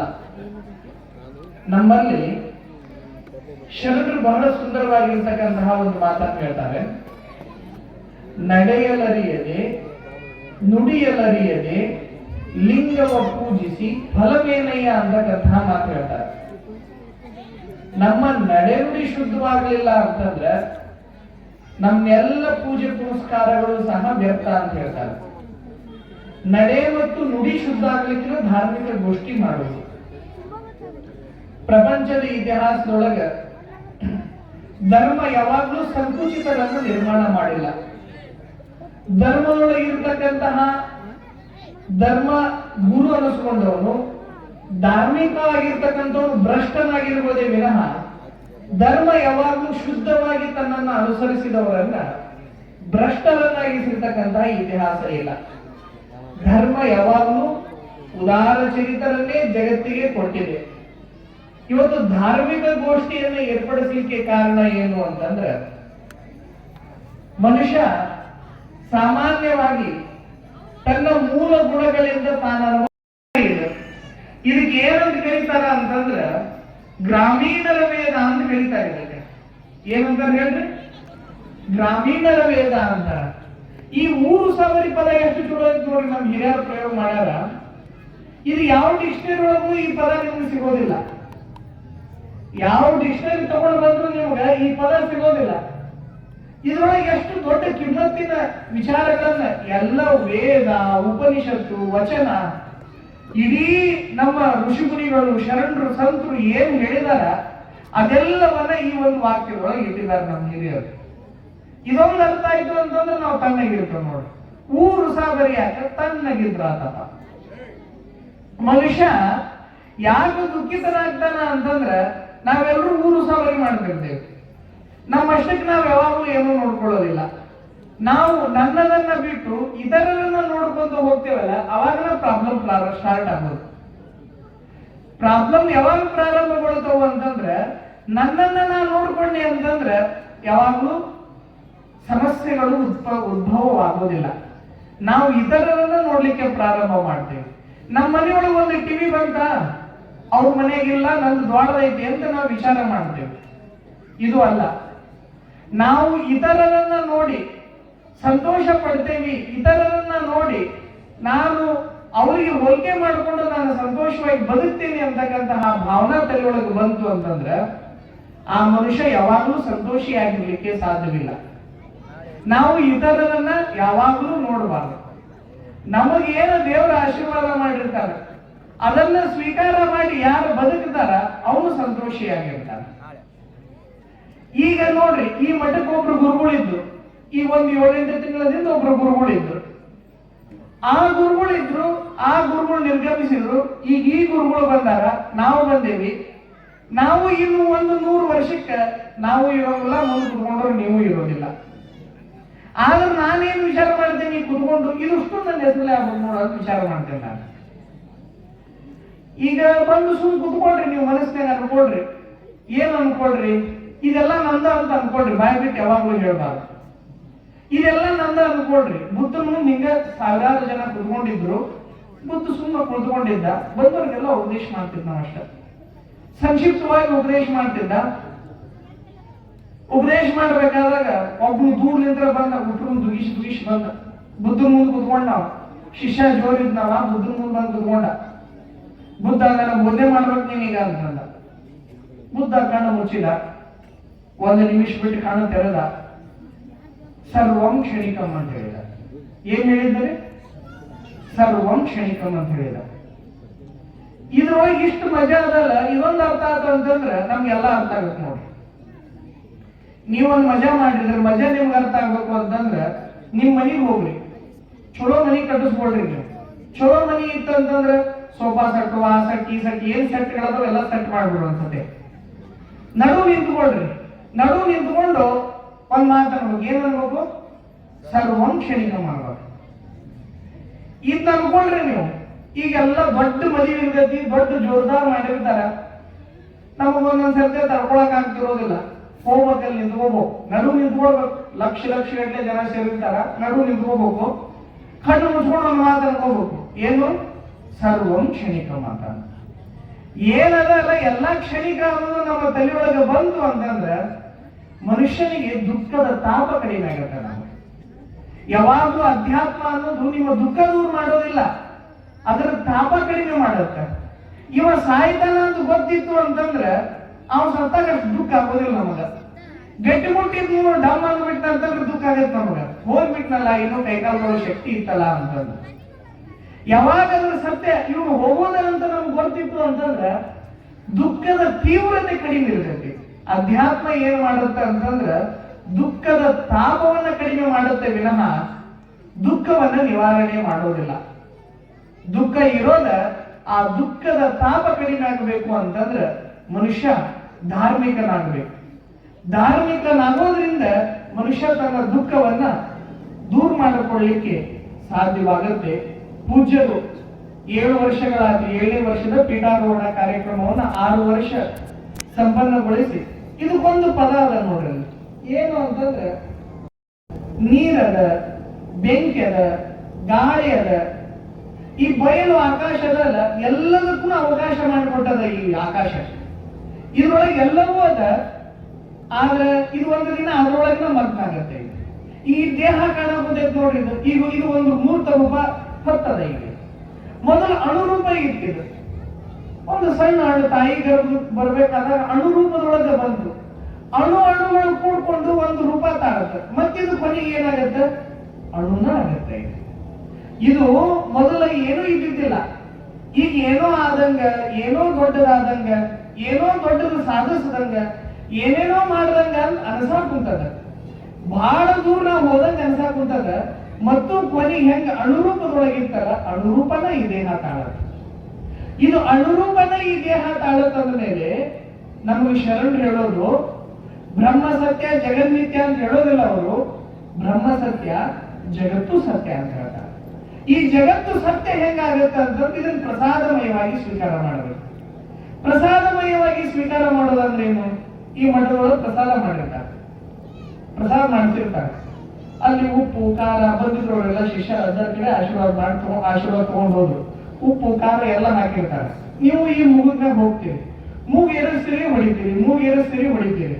ಮೂಗು ಏರಿಸಿ ಸಾಂಬಾರ್ ಹೊಡಿಬೇಕಾದಾಗ ಆ ಸಾಂಬಾರ್ ಯಾವಾಗಾದ್ರೂ ಉಪ್ಪಾಗ್ಯದ ಖಾರ ಆಗ್ಯದ ಅಂತ ಅನ್ಸುತ್ತನ? ಏನೂ ಅನ್ಸೋದಿಲ್ಲ ನಮಗದು ಪ್ರಸಾದ ಅನ್ನೋ ಭಾವನೆ ಅಷ್ಟೇ ಇರ್ತೈತಿ. ಯಾವಾಗದು ಪ್ರಸಾದ ಅಂತ ತಿಳ್ಕೊಂಡ್ಮೇಲೆ ನಮ್ಗೆ ಉಪ್ಪು ಖಾರ ಹುಳಿ ಅನುಭವ ನಮ್ಗೆ ಬರೋದಿಲ್ಲ, ಅದು ಪ್ರಸಾದ ಮಾತ್ರ ಕಾಣುತ್ತೆ. ಹಂಗ ಬದುಕನ್ನು ಸಹ ನಾವು ಪ್ರಸಾದ ಅಂತ ಸ್ವೀಕಾರ ಮಾಡಿದ್ವಿ ಅಂತಂದ್ರ ನಮಗ ದುಃಖದ ತಾಪ ಕಡಿಮೆ ಇರುತ್ತೆ ಅಂತಕ್ಕಂತಹದ್ದನ್ನ ಈ ಧಾರ್ಮಿಕ ಗೋಷ್ಠಿ ತಮ್ಮೆಲ್ಲರ ಗಮನಕ್ಕೆ ತರುತ್ತೆ. ನಿಜವಾಗ್ಲೂ ಈ ಮಠ ಪಂಚಗಣಾಧೀಶ್ವರರಿಗೆ ಮೂಲ ಗುರುಗಳ ಸ್ಥಾನವನ್ನು ಹೊಂದಿರತಕ್ಕಂತಹ ಮಠ. ಈ ಮಠದ ಇತಿಹಾಸ ಕರ್ನಾಟಕದೊಳಗೆ 2 ಪರಂಪರೆ ಮಠಗಳು, ಒಂದು ಗುರು ಪರಂಪರೆ, ಇನ್ನೊಂದು ವಿರಕ್ತ ಪರಂಪರೆ. ಒಂದು ಸಾಬಾರಿ, ಇನ್ನೊಂದು ನಿರಾಬಾರಿ. ಸಾಬಾರಿ ಅಂತಂದ್ರೆ ಈಗಿಲ್ಲದ ಚರಂತೇಶ್ವರ ಶ್ರೀಗಳು, ಅಳವಂಡಿ ಶ್ರೀಗಳು ಸಾಬಾರಿ ಗುರುಗಳು. ಈಗ ನಾವಿಬ್ಬರದೇವಲ್ಲ ನಿರಾಬಾರಿ ಗುರುಗಳು. ಇದೇನು ಬಹಳ ಡಿಫ್ರೆನ್ಸ್ ಏನಿಲ್ಲ. ಇದು ನಮ್ಮ ಆಚರಣೆಗಳೊಳಗೆ ಒಂದಿಷ್ಟು ವ್ಯತ್ಯಾಸಗಳಿರ್ತಾವ. ಇಲ್ಲಿ ವ್ಯತ್ಯಾಸಗಳು ಏನು ಅಂತಂದ್ರೆ ಸದಾವಕಾಲ ನಮ್ಮ ಧಾರ್ಮಿಕ ಆಚರಣೆಗಳು ಅವು ನಿಮ್ಗೆ ಅನಾವಶ್ಯಕ. ಧಾರ್ಮಿಕ ಆಚರಣೆಗಳೊಳಗೆ ಕೆಲವೊಂದಿಷ್ಟು ಈಗ ಹೆಂಗೆ ನಿಮ್ಮ ಮನೆಯೊಳಗ ದೊಡ್ಡ ಮಗ ಇದು ನೋಡ್ಕೊಳ್ಳಿ, ಸಣ್ಣ ಮಗ ಇದು ನೋಡ್ಕೊಳ್ಳಿ ಅಂತ ಹೆಂಗ್ ಜವಾಬ್ದಾರಿಗಳು ಇರ್ತಾವ. ಇನ್ನು ಸಾಮಾಜಿಕ ವ್ಯವಸ್ಥೆ ಸರಿಯಾಗಿರ್ಬೇಕು ಅಂತಂದು ನಮ್ಮ ಪ್ರಾಚೀನರೆಲ್ಲ ಸೇರಿಕೊಂಡು ಒಂದಿಷ್ಟು ವಿಭಾಗಗಳನ್ನ ಮಾಡಿದ್ದಾರೆ. ಇದು ನಿರಾಬಾರಿ ಪೀಠ ವಿರಕ್ತ ಮಠವಾಗಿರೋದ್ರಿಂದ ಇಲ್ಲಿ ಸದಾವಕಾಲ ಒಂದು ಸಾಮಾಜಿಕವಾಗಿರ್ತಕ್ಕಂತಹ ಧಾರ್ಮಿಕವಾಗಿರ್ತಕ್ಕಂತಹ ಚಿಂತನೆಗಳು ಎಲ್ಲ ಸಾಬಾರಿ ಹಿರೇಮಠಗಳೊಳಗ ವಿರಕ್ತ ಮಠಗಳೊಳಗ ಎಲ್ಲ ಮಠಗಳೊಳಗೂ ನಡೀತಾ ಬಂದಿದ್ದವು. ಪೂಜ್ಯರು 6 ವರ್ಷದ ಹಿಂದೆ ಇಲ್ಲಿ ಅಧಿಕಾರ ಸ್ವೀಕಾರ ಮಾಡಿದಾಗ ನಾ ಇದು ಓದ್ತಿದ್ನಿ. ಅವಾಗ ಅವರು ನಮಗಿಂತಲೂ ಹಿರಿಯರು. ಅವರು 20ನೇ ಜಗದ್ಗುರುಗಳು, ನಾವು ಹೊಸಪೇಟೆ ಮಠಕ್ಕೆ 20ನೇ ಜಗದ್ಗುರುಗಳೇ. ಬಹಳಷ್ಟು ಈ ಭಾಗದೊಳಗೆ ಈ ಮಠ ಅಂದ್ರೇನು, ಮಠಕ್ಕೊಂದು 50 ಕಾಂಪ್ಲೆಕ್ಸ್ ಇದ್ರ, ಒಂದ್ 10 ಶಾಲೆ ಇದ್ರ ದೊಡ್ಡ ಮಠ ಅಂತ ತಿಳ್ಕೊಳ್ಬಾರ್ದು. ಮಠಕ್ಕೆ ಎಷ್ಟು ಜನ ಸದ್ಭಕ್ತರು ಬರ್ತಾರ ಅದ್ರ ಮೇಲೆ ಮಠ ದೊಡ್ಡದು ಸಣ್ಣದು ಅನ್ನೋದು ನಿರ್ಧಾರ ಆಗಲ್ಲ. ಮಠಕ್ಕೆ ಆಸ್ತಿ ಜಮೀನು ಮತ್ತು ಕಾಂಪ್ಲೆಕ್ಸ್ ಗಳ ಮೇಲೆ ಇರೋದಿಲ್ಲ. ಮಠದ ಸದ್ಭಕ್ತರೇ ಶ್ರೀಮಠದ ಆಸ್ತಿ ಯಾವಾಗ ಆಗ್ತಾರ ಅವಾಗ ಮಠಗಳು ಬೆಳೀತವು ಅಂತಕ್ಕಂತಹದ್ದನ್ನ ಮನಸ್ಸಿನೊಳಗೆ ಇಟ್ಕೊಂಡಿರ್ತಕ್ಕಂತಹ ಪೂಜ್ಯರು ಸದಾ ಕಾಲ ಧಾರ್ಮಿಕ ಕಾರ್ಯಕ್ರಮಗಳನ್ನ, ಶಿವಾನುಭವ ಗೋಷ್ಠಿಗಳನ್ನ ನಿರಂತರವಾಗಿ ನಡೆಸ್ತಾ ಬಂದಿದ್ದಾರೆ. ಈ ಉತ್ತಂಗಿ ಮಠ ಹಿಂದಿರ್ತಕ್ಕಂತಹ ಪೂಜ್ಯರು ನನಗೂ ಅಲ್ಪ ಸ್ವಲ್ಪ ಪರಿಚಯ, ಈಗಿರ್ತಕ್ಕಂತಹ ಪೂಜ್ಯರು ಬಹಳ ಪರಿಚಯ. ಅವ್ರು ಏನು ಮುಂದುವರೆಸ್ಕೊಂಡು ಬಂದ್ರು, ಅವ್ರ ಕಾಲಕ್ಕೆ ಬದಲಾದಂತಹ ಪರಿಸ್ಥಿತಿಗೆ, ಬದಲಾದಂತಹ ವಾತಾವರಣಕ್ಕೆ ಸವಾಲುಗಳು ಬೇರೆ ಬೇರೆ ಇರ್ತವೆ. 100 ವರ್ಷದ ಹಿಂದಿರ್ತಕ್ಕಂತಹ ಭಕ್ತರು ಈಗ ನಮ್ಮ ಪರಿಸ್ಥಿತಿ ಒಳಗ, ನೀವಿರ್ತಕ್ಕಂತಹ ಪರಿಸ್ಥಿತಿ ಒಳಗ ಸವಾಲುಗಳು ಬೇರೆ ಬೇರೆ ಇರ್ತವೆ. ಎಲ್ರೂ ಒಂದೇ ತಕ್ಕಡಿ ಒಳಗನ ತುಗಾಕ ಆಗೋದಿಲ್ಲ. ಬರ್ತಕ್ಕಂತಹ ಬದಲಾದ ಸಂದರ್ಭಕ್ಕೆ ಸವಾಲುಗಳೇನಿರ್ತವ ಆ ಎಲ್ಲ ಸವಾಲುಗಳಿಗೆ ಉತ್ತರ ಕೊಡಬೇಕು, ಸವಾಲುಗಳಿಗೆ ಸ್ಪಂದಿಸಬೇಕು ಅಂತಕ್ಕಂತಹ ರೀತಿ ಒಳಗೆ ಪೂಜ್ಯರು ಹಲವಾರು ಕಾರ್ಯಕ್ರಮಗಳನ್ನ ಈ ವೇದಿಕೆಯ ಮುಖಾಂತರ ನಡೆಸಿಕೊಂಡು ಬಂದಿದ್ದಾರೆ. ಯಾವಾಗಲೂ ಅರ್ಜುನವ್ರು ಲಿಂಗದೊಳಗಾದ ಮೇಲೆ, ಅರ್ಜುನವ್ರು ಮಠ ಬಿಟ್ಟು ಹೋದ್ಮೇಲೆ ನಮ್ಮದು ಚಲೋ ಇದ್ದ, ಈ ನಿಮ್ಮ ಮನೆ ಮಾಡ್ತಿರಲಿ ಅಪ್ಪಿದ್ದ ಏನು ಮಾಡೋಂಗಲ್ಲ, ಅಪ್ಪ ಕೊಡಕಂದ ಮೇಲೆ ಅವ್ನು ಬಟ್ಟೆ ತಂದಿಡೋದೇನೋ, ತಿನ್ಸ್ ತಂದಿಡೋದೇನೋ, ಇದ್ದಾಗ ಒಂದ್ ಚಲೋ ಅಂಗಿ ಬಟ್ಟೆ ಹಾಕಿ ಅವ್ ಒಂದಿಷ್ಟು ಚಲೋ ಊಟ ಕೊಟ್ಟಿದ್ರಿ ಅಂತಂದ್ರೆ ಎಷ್ಟೋ ಸಮಾಧಾನ ಇರ್ತಿತ್ತು. ಈಗ ಮಠಗಳಿಗೆ ಗುರುಗಳಾಗೋದೇ ಕಷ್ಟ. ಗುರುಗಳಾಗಿರ್ತಕ್ಕಂಥವ್ರನ್ನ ಕಾಯ್ಕೊಳ್ತಕ್ಕಂತಹ ಸದ್ಭಕ್ತರು ನೀವುಗಳೆಲ್ಲ ಆಗಬೇಕು. ಬಂದಿರ್ತಕ್ಕಂತಹ ಸಮಸ್ಯೆಗಳು ಈಗೆಲ್ಲ ನಿಮಗೆ ರಗಡದ. ಇಷ್ಟು ಜನ ತಾಯಿಯಂದ್ರು ಹಿರಿಯರು ಯಾರಿಗೇನು ಕೊರತೆ ಇಲ್ಲ. ಕೊರತೆ ಅದ, ಅಲ್ಲೊಬ್ರು ಇಲ್ಲೊಬ್ರಿಗೆ ತೊಂದರೆ ಅದ, ಇಲ್ಲ ಅಂತ ಅನ್ನೋದಿಲ್ಲ. ಆದ್ರೂ ಉಣ್ಣಾಕ ತಿನ್ನಾಕ ಬಟ್ಟೆ ಬರೆ ಇವೆಲ್ಲ ಚೆನ್ನಾಗಿರ್ಬೇಕು. ಎಲ್ಲ ಚೆನ್ನಾಗಿದ್ರು ಮನಸ್ಸಿಗೆ ಸಮಾಧಾನ ಇಲ್ಲ. ಮನಸ್ಸಿಗೆ ಸಮಾಧಾನ ಸಿಗ್ತಕ್ಕಂಥ ಸ್ಥಳ ನಿಮ್ಮೂರಿನ ಈ ಮಠ ಆಗಿರ್ಬೇಕು. ಯಾವಾಗಲೂ ಈ ಮಠ ನಿಮಗೆ ಸಮಾಧಾನ ನೆಮ್ಮದಿ ಕೊಡ್ತಕ್ಕಂತಹ ಮಠವಾಗಬೇಕು ಅಂತಂದ್ರೆ ಅದು ನಿಮ್ಮ ಕೈಯೊಳಗೇನ ಅದ. ನೀವುಗಳೇ ಈ ಮಠವನ್ನ ನೆಮ್ಮದಿಯ ತಾಣವಾಗಿ ಮಾಡ್ಕೊಳ್ಬೇಕು. ಇಲ್ಲಿ ಮಠಕ್ಕೆ ಬಂದಾಗ ನಾವೇನು ಬಯಸಿ ಬರಬಾರ್ದು. ಅರ್ಜುನ್ ಜಾಗದೊಳಗೆ ಹೋಗಿ 2 ನಿಮಿಷ ಸಮಾಧಾನದಿಂದ ಕೂತ್ಕೊಂಡು ಬರಬೇಕು. ಸಮಾಧಾನದಿಂದ ಇಲ್ಲಿ ಒಳಗೆ ಬರ್ಬೇಕಾದಾಗ ಊರು ಉಸಾಬರಿ ಬಿಟ್ಟು ಬರ್ಬೇಕು. ನೋಡಿ, ಊರು ಉಸಾಬರಿ ತಗೊಂಡು ಮಂತ್ರಕ್ಕೆ ಬಂದ್ರಿ ಅಂತಂದ್ರೆ ಯಾವಾಗಲೂ ತಣ್ಣಗಿರಾಕ್ ಸಾಧ್ಯನೇ ಇಲ್ಲ. ಅದು ನಿಮ್ಮ ಮಾತ, ಗ್ರಾಮೀಣರ ಮಾತ. ಊರು ಉಸಾಬರಿ ಬಿಟ್ಟಾಗ ಮನುಷ್ಯ ತಣ್ಣಗಿರ್ತಾನೆ. ತಣ್ಣಗಿರೋದ್ರ ಸಂಬಂಧ ಇವನ್ನೆಲ್ಲ ಮಾಡ್ಕೊಳ್ಳೋದು ನಾವೆಲ್ಲ. ನಾವು ಮಠ ಕಟ್ಟೋದಿರ್ಲಿ, ನೀವು ಮನೆ ಕಟ್ಟೋದಿರ್ಲಿ, ನಾವು ಜಾತ್ರೆ ಮಾಡೋದಿರ್ಲಿ, ಸಾಮಾಜಿಕ ವ್ಯವಸ್ಥೆ ಮಾಡೋದಿರ್ಲಿ, ಇವನ್ನೆಲ್ಲ ಮಾಡ್ಕೊಂಡಿದ್ದ ಕಾರಣ ಏನು ಅಂತಂದ್ರೆ ಮನುಷ್ಯ ತಣ್ಣಗ ಸಮಾಧಾನಿಯಾಗಿರ್ಬೇಕು. ಆ ಸಮಾಧಾನಿಯಾಗಿರ್ಬೇಕು ಅಂತಂದ್ರೆ ನಾವುಗಳೆಲ್ಲ ಸದಾಕಾಲ ಬರ್ತಕ್ಕಂತಹ ಸಮಸ್ಯೆಗಳನ್ನ ಸರಿಯಾಗಿ ಅರ್ಥೈಸ್ಕೊಳ್ಬೇಕು. ಅರ್ಥೈಸ್ಕೊಂಡಾಗ ಮಾತ್ರ ನಾವೆಲ್ಲರೂ ಸಮಾಧಾನದಿಂದ ಬದುಕಲಿಕ್ಕೆ ಸಾಧ್ಯವಾಗುತ್ತೆ.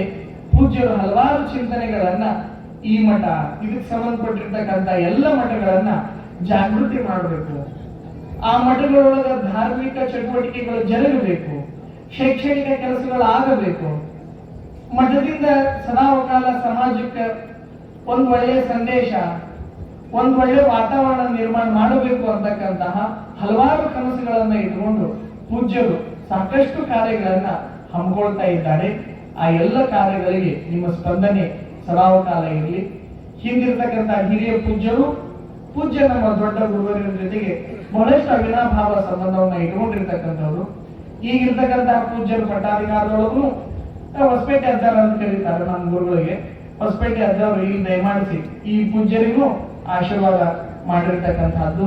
ಸದಾಕಾಲ ನಮ್ಮ ಗುರುಗಳ ಬಗ್ಗೆ ಒಂದು ಒಳ್ಳೆ ಅಭಿಮಾನ. ನಮ್ಮ ಏಜಿನ ಎಲ್ಲ ಸ್ವಾಮಿಗಳು ನಮ್ಮ ಗುರುಗಳನ್ನು ಬಹಳ ಪ್ರೀತಿಸ್ತಿದ್ರು. ಸುಮಾರು ಒಂದು 200 ಮಠಗಳಿಗೆ ಸ್ವಾಮಿಗಳನ್ನಾಗಿ ನಮ್ಮ ಗುರುಗಳ ನೇಮಕ ಮಾಡಿದ್ರು. ಸುಮಾರು 200 ಮಠಗಳು ನಮ್ಮ ಗುರುಗಳ ಆಶೀರ್ವಾದದಿಂದ ಕರ್ನಾಟಕದೊಳಗೆ ಜೀವಂತ ಉಳಿದು ಅಷ್ಟು ದೊಡ್ಡ ಕೆಲಸ ಮಾಡಿರ್ತಕ್ಕಂಥವ್ರು ನಮ್ಮ ಗುರುವರೆಯರು. ಈ ಮಠದ ಮೇಲೂ ಅಪಾರವಾಗಿರ್ತಕ್ಕಂತಹ ಪ್ರೀತಿ. ಈ ಮಠ ಅಭಿವೃದ್ಧಿ ಆಗ್ಬೇಕು. ಯಾಕೆ ಅಭಿವೃದ್ಧಿ ಆಗ್ಬೇಕು? ಇಲ್ಲಿರ್ತಕ್ಕಂತಹ ಜನರಿಗೆ ಸದಾಕಾಲ ನೀವೇನೋ ಬಯಸಿ ಬರೋದಿಲ್ಲ, ನಿಮ್ಗೇನು ಅವಶ್ಯಕತೆನೂ ಇಲ್ಲ. ನಿಮಗೆ ಬೇಕಾಗಿರ್ತಕ್ಕಂಥದ್ದು ಸಮಾಧಾನ, ಸಮಾಧಾನಕರವಾಗಿರ್ತಕ್ಕಂತಹ 4 ಹಿತನುಡಿಗಳು.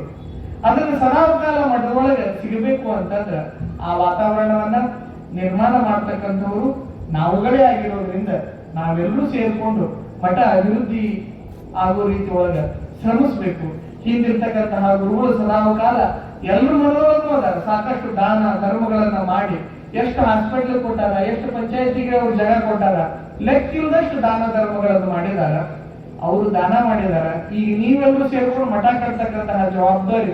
ಮಠ ಕಟ್ಟೋದು ಅಂತಂದ್ರ ಬರೀ ಈ ಕಟ್ಟಡಗಳನ್ನ ಕಟ್ಟೋದಲ್ಲ, ಮಠ ಕಟ್ಟೋದರ ಜೊತೆಗೆ ಭಕ್ತರ ಮನಸ್ಸು ಕಟ್ಟೋದು ಬಹಳ ಮುಖ್ಯ.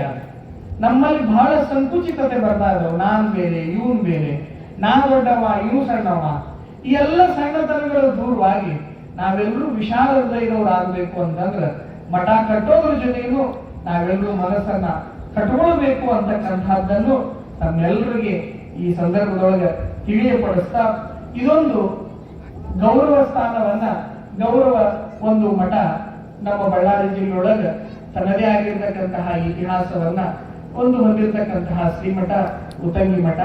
ಈ ಮಠದ ಪೂಜ್ಯರ ತಮ್ಮೆಲ್ಲರಿಗೂ ಸದಾಕಾಲ ಆಶೀರ್ವದಿಸ್ತಾರೆ. ನಿಜವಾಗ್ಲೂ ತಮ್ಮೆಲ್ಲರನ್ನು ನೋಡಿ ಬಹಳಷ್ಟು ಸಂತೋಷವಾಯಿತು. ತಾವೆಲ್ಲರೂ ಸದಾಕಾಲ ಈ ಮಠಕ್ಕೆ, ಈ ಮಠದ ಎಲ್ಲ ಈ ಗುರುಗಳಿಗೆ ಸದಾಕಾಲ ತಮ್ಮ ಸ್ಪಂದನೆ ಇರಲಿ. ಆ ಪೂಜ್ಯರಿಂದ ನಿಮ್ಮ ಮಠದ ಅಭಿವೃದ್ಧಿ ಮಾಡಿಸ್ಕೊಳ್ತಕ್ಕಂತಹ ಜವಾಬ್ದಾರಿ ನಿಮ್ಮ ಕೈಯಲ್ಲೇ ಇರೋದ್ರಿಂದ ತಾವೆಲ್ಲರೂ ಅವ್ರ ಜೊತೆಗೆ ನೀವು ಸಹಕರಿಸ್ತೀರಿ ಅಂತಕ್ಕಂತಹ ಒಂದು ಸಹಕಾರ ಮಾಡಿದ್ರೆ ಇಷ್ಟೊಂದು ಜನ ಸೇರಿದ್ದೀರಿ ಅಂತಂದ್ರ ಗುರುಗಳ ಮೇಲೆ ಭಕ್ತಿ ಇರೋದನ್ನ ಇಷ್ಟೊಂದು ಜನ ಸೇರಿದ್ದೀರಿ. ನಿಮ್ಮೆಲ್ಲರೂ ಈಗ ನಾವು ಬರ್ಬೇಕಾದಾಗ ನಮ್ಮಪ್ಪ ನಮ್ಮವ್ವ ಎಲ್ಲಾರು ಬಿಟ್ಕೊತಿರ್ತೀವಿ. ನಾವು ಇವತ್ತಿಗೂ ನಮ್ಮ ಮಠಕ್ಕೆ ನಮ್ಮ ಅಪ್ಪನ ಕರೆಸ್ಕೊಳ್ಳೋದು, ನಮ್ಮ ತಾಯಿ ಕರೆಸ್ಕೊಳ್ಳೋದು, ನಮ್ಮ ಬಂಧು ಬಳಗ ಯಾವಾಗಲೂ ಕರೆಸ್ಕೊಳ್ಳೋದಿಲ್ಲ. ನಾವು ಭಕ್ತರ ನಮ್ಮ ಆಸ್ತಿ, ಭಕ್ತರೇ ನಮ್ಮ ಸಂಬಂಧಿಕರು ಅಂತಕ್ಕಂತಹ ಒಂದು ವಿಶ್ವಾಸದಿಂದ ನಾವು ಮಠ ಬಿಟ್ಟು ಬಂದಾಗ ಅದಕ್ಕೆ ಸ್ಪಂದಿಸ್ತಕ್ಕಂತಹದ್ದು, ನಮ್ಮಗಳ ಕಡೆಯಿಂದ ಸೇವೆ ತೆಗೆದುಕೊಳ್ತಕ್ಕಂತಹ ಜವಾಬ್ದಾರಿ ನಿಮ್ಮಗಳಲ್ಲಿ, ನಿಮ್ಮಗಳ ಕೈಯಲ್ಲಿನೇ ಇದೆ. ನಿಮ್ಮೆಲ್ಲರ ಸಹಕಾರ ಸದಾಕಾಲ ಪೂಜ್ಯರ ಜೊತೆಗೆ ಇರಬೇಕು. ತಮ್ಮೆಲ್ಲರ ಮೇಲೆ ಬಸವಾದಿ ಶಿವಶರಣರ, ಜಗದ್ಗುರು ಶಂಕರ ಮಹಾಸ್ವಾಮಿಗಳವರ ಎಲ್ಲ ಮಹಾತ್ಮರ ಆಶೀರ್ವಾದ ಸದಾಕಾಲ ಇರಲಿ ಅಂತಂದು ಶುಭ ಹಾರೈಸಿ ನಮ್ಮ ಆಶೀರ್ವಚನಕ್ಕೆ ವಿರಾಮವನ್ನು ನೀಡುತ್ತಾರೆ. ಶುಭ ಆಶೀರ್ವಾದವನ್ನ ದಯಪಾಲಿಸಿದಂತ ಜಗದ್ಗುರು ಮಹಾಸನ್ನಿಧಿಯವರ ಶ್ರೀಪದಕ್ಕೆ ಅನಂತ ಕೋಟಿ ಭಕ್ತಿ ಪ್ರಣಾಮಗಳನ್ನು ಸಲ್ಲಿಸಿ ಪರಮ ಪೂಜ್ಯರಿಗೆ ಶ್ರೀಮಠದಿಂದ ಗೌರವ ಸಮರ್ಪಣೆ ಮತ್ತು ಈ ಕಾರ್ಯಕ್ರಮದ ಸಂಗೀತ ಸೇವೆಯನ್ನ ನೀಡಿರ್ತಕ್ಕಂಥ ಯುವರಾಜ್ ಗೌಡರು ಮತ್ತು ಸಂಗಡಿಗರ ವೇದಿಕೆ ಮೇಲೆ ಬಂದು ಪರಮ ಪೂಜ್ಯರಿಂದ ಶ್ರೀರಕ್ಷೆ ಪಡೆಯಬೇಕಾಗಿ ವಿನಂತಿಸಿಕೊಳ್ತಾ ಇದ್ದೇನೆ. ಅಕ್ರಮ ಬಳಗದ ಶರಣೀಯರು ತಯಾರಾಗಿರಬೇಕು. ಪ್ರತಿ ವರ್ಷದ ಪದ್ಧತಿಯಂತೆ ನಾಳೆ ಸಂಜೆ 4:30ಕ್ಕೆ ಸರಿಯಾಗಿ ಹಜ್ಜನ ರಥ ಸಾಗ್ತದೆ. ತಾವೆಲ್ಲರೂ ಆ ಕಾರ್ಯಕ್ರಮಕ್ಕೆ ಹೆಚ್ಚಿನ ಸಂಖ್ಯೆಯಲ್ಲಿ ಬಂದು, ವಿಶೇಷವಾಗಿ ಸರಿಗಮಪ ಖ್ಯಾತ ಸಿಂಗರ್ಸ್ ಈ ಕಾರ್ಯಕ್ರಮಕ್ಕೆ ಆಗಮಿಸಲಿದ್ದಾರೆ. ತಾವೆಲ್ಲರೂ ಆ ಕಾರ್ಯಕ್ರಮಕ್ಕೆ ಭಾಗವಹಿಸಿ ಅದನ್ನು ಕೂಡ ಯಶಸ್ವಿಗೊಳಿಸಬೇಕಾಗಿ ತಮ್ಮಲ್ಲಿ ಮತ್ತೊಮ್ಮೆ ವಿನಂತಿಸಿಕೊಳ್ತಾ ಇದ್ದೇನೆ. ಅದೇ ರೀತಿ ಈ ಕಾರ್ಯಕ್ರಮದ ಸಭಾ ನಿರ್ವಹಣೆ ಮಾಡಿರ್ತಕ್ಕಂಥ ಚಿಂಪಿಗರ ಶ್ರೀಧರ್ ಅವರು ಪರಮ ಪೂಜ್ಯರಿಂದ ಶ್ರೀರಕ್ಷೆ ಪಡೆಯಬೇಕಾಗಿ ಅವರಲ್ಲಿ ವಿನಂತಿಸಿಕೊಳ್ತಾ ಇದ್ದೇನೆ. ಇವತ್ತು ವಿಶೇಷವಾಗಿ ನಿಮಗೆಲ್ಲ ಮಾದರಿ ಪ್ರಸಾದ ವ್ಯವಸ್ಥೆ ಇರುತ್ತದೆ. ತಾವೆಲ್ಲರೂ ಈಗ ಹೋಗ್ಬೇಡ್ರಿ. ರಂಗಲೋಕ ಗ್ರಾಮಾಭಿವೃದ್ಧಿ ಅವರದೊಂದು ಕಾರ್ಯಕ್ರಮ ಇರ್ತದೆ. ಅದಾದ್ಮೇಲೆ ತಾವೆಲ್ಲ ಪ್ರಸಾದವನ್ನ ಮಾಡಬೇಕಾಗಿ ತಮ್ಮಲ್ಲಿ ವಿನಂತಿಸಿಕೊಳ್ತಾ ಇದ್ದೇನೆ.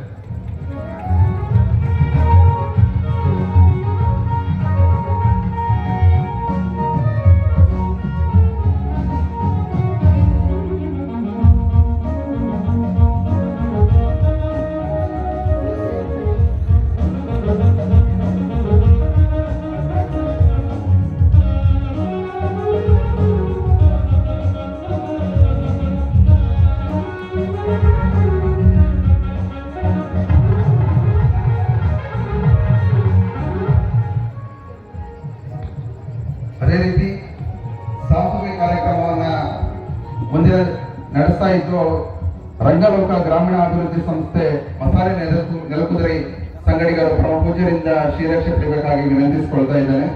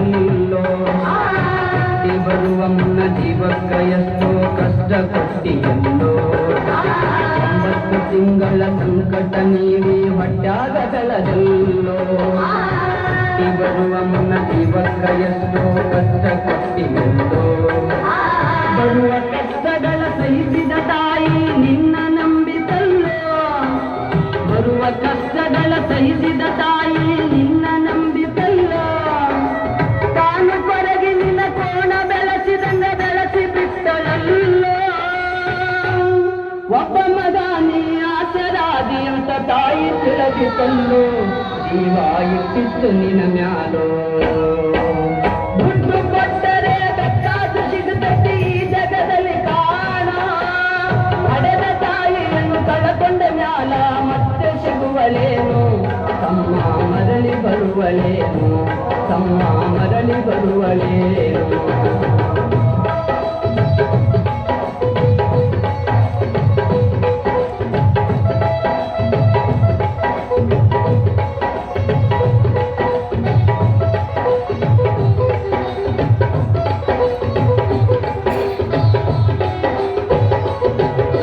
ಕೂಲಿ ನಾಲಿ ಮಾಡಿ ಶಾಲೆ ಕಲಿಸಿದಳು ಜಾಣನಾಗಲೆಂತ ನಿನ್ನದಂತ ಒಂದು ಹೆಣ್ಣುಡ್ಯಾಳು ನಿನ್ನ ಮಗುವಿನಂತ ಕೂಲಿ ನಾಲಿ ಮಾಡಿ ಶಾಲೆ ಕಲಿಸಿದಳು ಜಾಣನಾಗಲೆಂತ ನಿನ್ನದಂತ ಒಂದು ಹೆಣ್ಣುಡ್ಯಾಳು ನಿನ್ನ ಮಗುವಿನಂತ ಸಾಲ ಶೂಲ ಮಾಡಿ ಮದುವೆ ಮಾಡಿದಳು ಬಳ್ಳಿ ಹಬ್ಬಲಂತ ಸಾಲ ಶೂಲ ಮಾಡಿ ಮದುವೆ ಮಾಡಿದಳು ಬಳ್ಳಿ ಹಬ್ಬಲಂತ ಮೊಮ್ಮಕ್ಕಳನ್ನು ಎತ್ತಿ ಆಡಿಸುವ ಚಿಂತೆಯೊಳಗಿದ್ದ ಮುಪ್ಪಿನ ತಾಯಿ ಏನೇನೋ ಕನಸ ಕಟ್ಟುಕೊಂಡು ಕುಳಿತಿದ್ದ ಕನಸು ಕನಸಾಗೆ ಉಳಿತ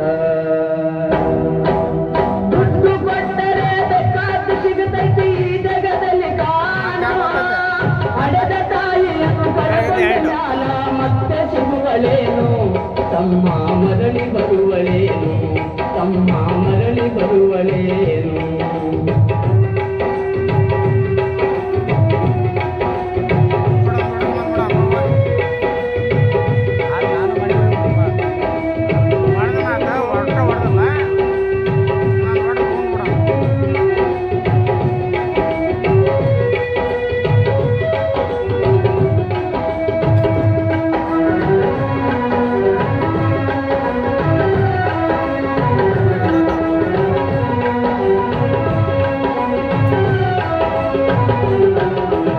ಮಗಳಿಗಿಂತ ಹೆಚ್ಚಿನ ಪ್ರೀತಿ ಸಚಿನ ಕಂಡಳಲ್ಲ ಹೆಚ್ಚಿನ ಸೊಸೆಯು ತಾಯಿಯ ಹಂಗ ನೋಡಿಕೊಳ್ಳಲಿಲ್ಲ ಮಗಳಿಗಿಂತ ಹೆಚ್ಚಿನ ಪ್ರೀತಿ ಸಚಿನ ಕಂಡಳಲ್ಲ ಹೆಚ್ಚಿನ ಸೊಸೆಯು ತಾಯಿಯ ಹಂಗ ನೋಡಿಕೊಳ್ಳಲಿಲ್ಲ ಸೋತ ಶರೀರಕ ಸುಖವೆಂಬುದು ಈ ಸೊಸೆಯು ನೀಡಲಿಲ್ಲ ಸೋತ ಶರೀರಕ ಸುಖವೆಂಬುದು ಈ ಸೊಸೆಯು ನೀಡಲಿಲ್ಲ ಉಂಡು ಬಿಟ್ಟಿರುವ ಎಂದೆಲ್ಲ ಕೂಡ ತಾಯಿಗಾಚಲಲ್ಲ ಮಗನ ಮೋಹಕ ಅಳಸಿದ ಕೂಡ ತಾಯಿ ತಿಂದಳಲ್ಲ ಅದನ್ನು ಯಾರಿಗೆ ಹೇಳಲಿಲ್ಲ ದುಡ್ಡು ಕೊಟ್ಟರೆ ಬೇಕಾದ್ದು ಸಿಗುತ್ತೈತಿ ಈ ಜಗದಲ್ಲಿ ಕಾಣೋ ಹಡೆದ ತಾಯಿಯನ್ನು ಕಳಕೊಂಡ ಮ್ಯಾಲ ಮತ್ತೆ ಸಿಗುವಳೇನು ತಮ್ಮ ಮರಳಿ ಬರುವಳೇನು ತಮ್ಮ ಮರಳಿ ಬರುವಳೇನು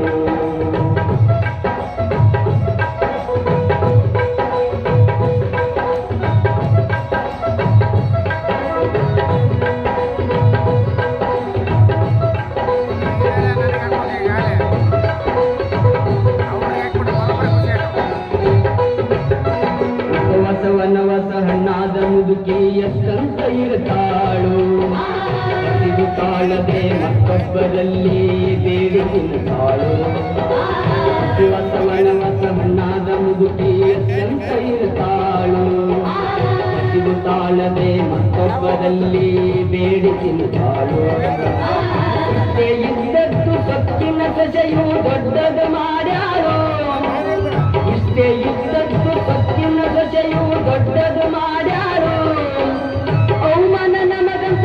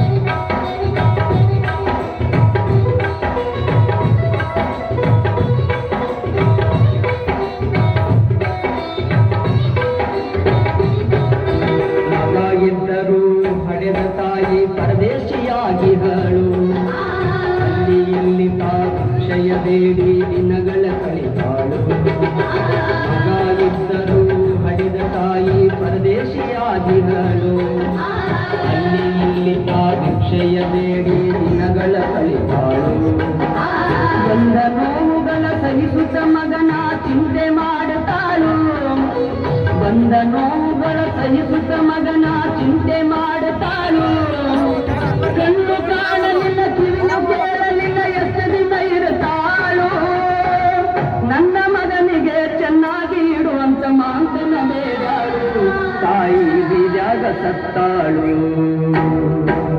ದುಡ್ಡು ಕೊಟ್ಟರೆ ಬೇಕಾದ ಸಿಗುತ್ತೈತಿ ಈ ಜಗದಲ್ಲಿ ಕಾಣೋ ಹಡೆದ ತಾಯಿಯನ್ನು ಕಳಕೊಂಡ ಮ್ಯಾಲ ಮತ್ತೆ ಸಿಗುವಳೇನು ತಮ್ಮ ಮರಳಿ ಬರುವಳೇನು ತಮ್ಮ ಮರಳಿ ಬರುವಳೇನು ತಮ್ಮ ಮರಳಿ ಬರುವಳೇನು ತಮ್ಮ ಮರಳಿ ಬರುವಳೇನು ತಮ್ಮ ಮರಳಿ ಬರುವಳೇನು ತಮ್ಮ ಮರಳಿ ಬರುವಳೇನು.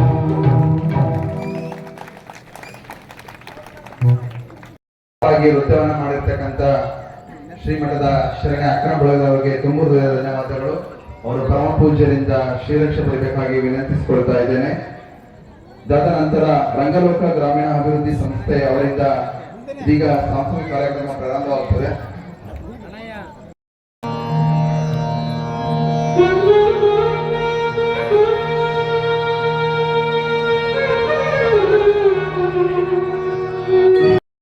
ನಂತರ ರಸಮಂಜರಿ ಕಾರ್ಯಕ್ರಮಗಳು ನಮ್ಮ ಗ್ರಾಮದ ಎಲ್ಲ ಯುವಕರು ಭಕ್ತಾದಿಗಳು ಸೇರಿಕೊಂಡು ಆ ಚಂದ್ರಶೇಖರ ಬೆಂಗಳೂರಿನಿಂದ ಜಿ ಕನ್ನಡದಲ್ಲಿ ಬರುವಂತ ಎಲ್ಲ ಸಾಧಕರನ್ನು ಕರೆಸುವಂತ ಕೆಲಸ ಮಾಡ್ತಿದ್ದಾರೆ. ಯಾರಿಗೋಸ್ಕರ ನಮ್ಮ ಊರಿನವ್ರು ನೋಡಿ ಖುಷಿ ಪಡಬೇಕು ಅನ್ನುವಂತ ಅಭಿಲಾಷೆಯಿಂದ ಅವರು ನಮ್ಮ ಕೇಳಿದ್ರು, ಅದರ ನಮ್ಮೊಂದು ಅವಕಾಶ ಮಾಡಿಕೊಡ್ರಿ ಅಂತ ಕೇಳಿದಾಗ ಅವಕಾಶ ಮಾಡಿಕೊಡ್ತೀನಿ, ರೊಕ್ಕ ಕೊಡಂಗಿಲ್ಲ ಅಂದೆ. ನಾನು ರೊಕ್ಕ ಕೊಡಂಗಿಲ್ಲ ಅಂದೆ. ಅಂದಾಗ ಅವ್ರು ಅಂದ್ರೆ ಇಲ್ಲ ನಿಮ್ಮ ಆಶೀರ್ವಾದ ಇರ್ಲಿ, ನಾವು ಮಾಡ್ತೇವ್ರಿ ಅಜ್ಜರ ಅಂತ ಹೇಳಿ ಆ ಎಲ್ಲ ನಮ್ಮ ಗ್ರಾಮದ ಯುವಕರು ಹಿರಿಯರು ಎಲ್ಲರೂ ಕೂಡ ಕಲಾವಿದರು ಎಲ್ಲರೂ ಕೂಡ ಸೇರ್ಕೊಂಡು ಆ ಕಾರ್ಯಕ್ರಮವನ್ನು ಮಾಡ್ತಿರುವಂತದ್ದು ನಿಮಗೋಸ್ಕರ. ಹಾಗಾಗಿ ಆ ಕಾರ್ಯಕ್ರಮ ತಾವೆಲ್ಲರೂ ಕೂಡ ಪಾಲ್ಗೊಳ್ಬೇಕು. ಗುರು ನೀವೆಲ್ಲರೂ ಕೂಡ ಇನ್ನೊಂದೇನಂದ್ರೆ ಸಾಂಸ್ಕೃತಿಕ ಕಾರ್ಯಕ್ರಮ ಅನ್ನೋದು ಕುಂದಿರ್ತೀವಿ ನೀವು. ಈ ಪುರಾಣ ಕೀರ್ತನೆ ಹೇಳಿದ್ರೆ ಯಾರು ಕೂಡ ಕುಂದ್ರಂಗಿಲ್ಲ, ಎದ್ದು ಹೋಗ್ಬಿಡು. ನಿನ್ನೆ ನೋಡಿರಲ್ಲ ನಾವು ಸಾಂಸ್ಕೃತಿಕ ನಿಮ್ಮ ಮಕ್ಕಳ ಕಾರ್ಯಕ್ರಮ ಬಹಳ ಚಂದ ಕುಂತ್ರಿ, ಲಕ ಲಕ ಲಕ ಆಕಾಶ ನಕ್ಷತ್ರ ಒಳಗೆ ಹೊಳೆ ಕುಂತ್ರಿ. ಆಮೇಲೆ ಏನಾಗ್ತಿದ್ರು ಎದ್ದು ಬಿಡು ಬಿಡು ಯಾಕೆ ಮಕ್ಕಳು ಹೋಗಿದ್ದಲ್ಲ. ಹಾಗಾಗಿ ಒಂದು ನೀವು ತೆರೆಗಿರಬೇಕು, ವೇದಿಕೆ ಮೇಲೆ ಕೂತ್ಕೊಂಡಿರುವ ಸ್ವಾಮಿಗಳು ಯಾರು ಅನ್ನೋ ತೆರೆ ಬರಬೇಕು. ನಾವು ನಿಮ್ಮವ್ರು ಹೋಗಲ್ಲ. ಪ್ರತಿಯೊಬ್ಬರ ಮನೆಯ ಗುರುಗಳು, ಪ್ರತಿಯೊಬ್ಬ ಮನೆಯ ಮಕ್ಕಳು, ನಿಮ್ಮ ಮನೆಯಲ್ಲಿ ನಾವೊಬ್ಬರು ಸದಸ್ಯರನ್ನು ಭಾವನೆ ನಿಮ್ಮೆಲ್ಲರೂ ಕೂಡ ಬರಬೇಕು. ಅದೇ ನಮ್ಮೋರಲ್ಲ ಅದರ ಆಮೇಲೆ ಹೋಗಬಾರದು ಅನ್ನೋದು ಕೂಡ ನಮ್ಮೆಲ್ಲರೂ ಬರ್ಬೇಕು. ಯಾಕಂದ್ರೆ ಏನೇ ಕಾರ್ಯಕ್ರಮ ಯಶಸ್ವಿ ಮಾಡಿಕೊಡ್ಬೇಕಾಗಿತ್ತು ಅಂದ್ರೆ ಗುರುಗಳಿಂದ ಸಾಧ್ಯ ಇಲ್ಲ. ಏನಾದ್ರು ಕಟ್ಟಬೇಕಂದ್ರೆ ಒಂದೇ ಕೈಯಿಂದ ಸಾಧ್ಯ ಇಲ್ಲ. ನಾವು ಕ್ರಿಯೆಯನ್ನು ಮಾಡ್ತೇವೆ, ಯಶಸ್ವಿಯನ್ನು ಮಾಡಿಕೊಡುವಂತ ಕೆಲಸ ನಿಮ್ಮೆಲ್ಲ ಭಕ್ತರಾಗಿರ್ತೈತಿ. ಹಾಗಾಗಿ ಈ ಮಾಡುವಂತ ಕಾರ್ಯಗಳು ನಿಮಗೋಸ್ಕರ. ಇನ್ನು ನಿಮ್ಮ ಮನೆಯಲ್ಲಿ ಮಕ್ಕಳು, ಯುವಕರು, ಕಲಾವಿದರು ಬಹಳ ಮಂದಿ ವೇದಿಕೆಗಳ ಕಾರ್ಯಕ್ರಮ ಕೊಡಬೇಕು ಅನ್ನುವಂತ ಅಭಿಲಾಷೆ ಇತ್ತು. ಆದ್ರೆ ಸಮಯದ ಅಭಾವ ಇರುವುದರಿಂದ ಆ ಕಾರ್ಯಕ್ರಮ ಹೊಂದಿಸಕ್ಕಾಗಲಿಲ್ಲ. ಯಾರು ಕೂಡ ಅನ್ಯತವನ್ನು ಭಾವಿಸಬಾರದು. ಯಾಕಪ್ಪ ಅಂದ್ರ ನೀವೆಲ್ಲರೂ ಕೂಡ ಸಮಯ ಆಯ್ತು ಏನ್ ಮಾಡ್ತೇವೆ, ಇದೇನು ಕಾರ್ಯಕ್ರಮ ಸಮಯ ಆಯ್ತು ಅಂತ ಬೈಯೋನಿದೆ. ಕುಡ್ಲಿಲ್ಲ ಅಂದ್ರೆ ಬೈಯೋರು ಯಾರು? ನೀವೇ ಹೋರಿ ಹೋಗ ಒಂದು ಆಡ ಕುಳಿಲ್ಲ, ಒಂದು ಭಜನೆ ಮಾಡಕ್ ಕುಳಿಲ್ಲ, ಒಂದು ಬೇಡಿಕೆ ಕುಳಿಲ್ಲ, ಬೈಯೋರು ಎರಡಕ್ಕೂ ನೀವೇ. ಹೌದಲ್ಲ? ಹಾಗಾಗಬಾರದು. ಸಮಯ ಸರಿಯಾಗಿ ಉಪಯೋಗ ಮಾಡ್ಕೊಳ್ಬೇಕು. ಈಗಾಗಲೇ ಸಮಯ ಎಷ್ಟಾಗಿದೆ ಅಂದ್ರೆ 10 ಗಂಟೆ ಆಗಿದೆ, 11 ಗಂಟೆ ಆಗಿದೆ. ಆದ್ರೆ ಬಹಳ ಸಂತೋಷ, ಬಹಳ ಖುಷಿ ಆಗ್ತದೆ. ಇದೇ ರೀತಿ ನಾಳೆ ದಿನ ಕೂಡ ಹೆಚ್ಚಿನ ಸಂಖ್ಯೆಯಲ್ಲಿ ಪಾಲ್ಗೊಂಡು ಪಾತ್ರರಾಗಲಿ ಅಂತಂದು ಮತ್ತಮ್ಮ ಆಶೀರ್ವದಿಸಿ, ಆಮೇಲೆ ನಮ್ಮ ಮಸಾಲೆ ಕುಂದೇರಿಕೆ ನೆರಕುಲೆಯಿಂದ ಬಂದಿರುವಂತ ಕಲಾವಿದರು ನಮ್ಮ ಮಠದ ಮೇಲೆ ಬಹಳ ಅಭಿಮಾನ, ನಮ್ಮ ಮೇಲೆ ಬಹಳ ಭಕ್ತಿ ಇಟ್ಟುಕೊಂಡಿರುವಂತ ಶಿಷ್ಯರು, ಅವರು ನಾಳೆ ದಿವಸ ಬರ್ಬೇಕಾಗಿತ್ತು. ಆದ್ರೆ ನಾಳೆ ಬೇರೆ ಕಾರ್ಯಕ್ರಮ ಇರುವುದರಿಂದ ನೀವು ಇವತ್ತೇ ಬರಬೇಕು ಅಂದಾಗ ಅದರ ಅಪ್ಪಣೆ ನಾ ಇವತ್ತು ಬಂದು ನಿಮ್ಮ ಮಠದಲ್ಲಿ ಸೇವೆಯನ್ನು ಸಲ್ಲಿಸಿದ್ರೆ ಬಹಳ ಸಂತೋಷವಾಯ್ತು. ತಾವೆಲ್ಲರೂ ಕೂಡ ಜೋರಾಗಿ ಚಪ್ಪಾಳೆಯನ್ನು ಕಟ್ಟಬೇಕು. ಅದರ ಜೊತೆಯಲ್ಲಿ ನಮ್ಮ ಸುದ್ದಿ ಮಾಧ್ಯಮದ ಮಂಜುನಾಥನು ಕೂಡ ಈ ಕಾರ್ಯಕ್ರಮ ಎಲ್ಲ ಕಡೆ ಹರಡಬೇಕು, ಪ್ರಸರಿಸಬೇಕು ಅನ್ನುವಂತ ದೃಷ್ಟಿಯಿಂದ ಅಂದ್ರೆ ಮಠದ ಕೆಲಸ ಏನು ಅನ್ನುವಂಥದ್ದು ಗೊತ್ತಾಗ್ಬೇಕಂದ್ರೆ ಇವತ್ತಿನ ದಿನಮಾನದಲ್ಲಿ ಸುದ್ದಿ ಮಾಧ್ಯಮ ಬಹಳ ಅವಶ್ಯವಾಗಿರುವಂಥದ್ದು. ಅದರ ಜೊತೆಯಲ್ಲಿ ಎಲ್ಲಾ ಸೇವೆಯನ್ನು ಮಾಡಿದ್ದಾರೆ. ನಾಳೆ ದಿವಸ ಹೇಳ್ತೀವಿ, ನಾಳೆ 3 ಗಂಟೆ ಆದ್ರೂ ಕೂಡ ಕುಂದ್ರಾಕತ್ರಿ. ನಾಳೆ ಏನೇನು ಮಾಡಿದ ಭಕ್ತಾದಿಗಳು ಅನ್ನೋದು ನಾಳೆ ದಿವಸ ತಿಳಿಸ್ತೀವಿ ಅಂತ ಹೇಳಿ ಮುಂದಿನ ಕಾರ್ಯಕ್ರಮ ಇನ್ನೂ 2 ಸ್ವಾಮಿ ಜಾನಪದ ಗೀತೆಗಳು, ವಚನ ಗೀತೆಗಳು ಹಾಡ್ತಾರ. ಅದು ಕೇಳಿ ನೀವೆಲ್ಲರೂ ಕೂಡ ಖುಷಿಯನ್ನು ಪಟ್ಟಿ ನಿಮ್ಮ ಬದುಕಿನ ಸದಾ ಖುಷಿಯ ಗುರುನಾಥ ಕರುಣಿಸಿ ಅಂತ ಹೇಳಿ ನಾನು ವಿಚಾರ ಇದ್ದೇವೆ. ಇದಕ್ಕೆ ತಾನೇ ಒಂದು ಗೀತೆಯನ್ನು ಅದರ ಮಾರ್ಗದರ್ಶನದಿಂದಲೇ ಒಂದು ಗೀತೆಯನ್ನು ಕಟ್ಟಿದ್ದೀನಿ. ಹಾಡದಿಂದ ತಾವೆಲ್ಲ ಬರ್ತಾ ಹೇಳ್ಬೇಕಂತ ತಾವೆಲ್ಲ ವಿನಂತಿ ಮಾಡ್ಕೊಂಡು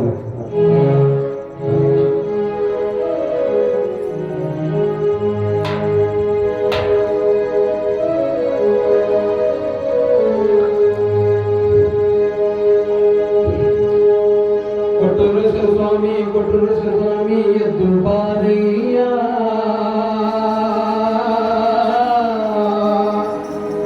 ನೀ ಎದ್ದು ಬಾರಯ್ಯ,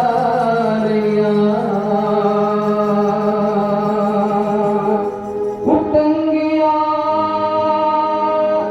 ಕ್ಷೇತ್ರದಲ್ಲಿ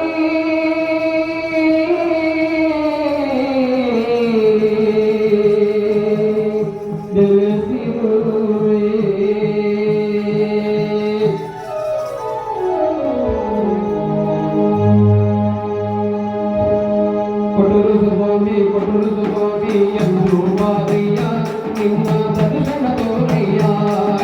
ಕೊಟ್ಟರು ಸ್ವಾಮಿ ಎಂದು ಬಾರಯ್ಯ, ನಿನ್ನ ದರ್ಶನ ತೋರಯ್ಯ. ಕೊಟ್ಟರು ಸ್ವಾಮಿ ಎಂದು ಬಾರಯ್ಯ, ನಿನ್ನ ಮದುವೆಯ ತೋರಯ್ಯ.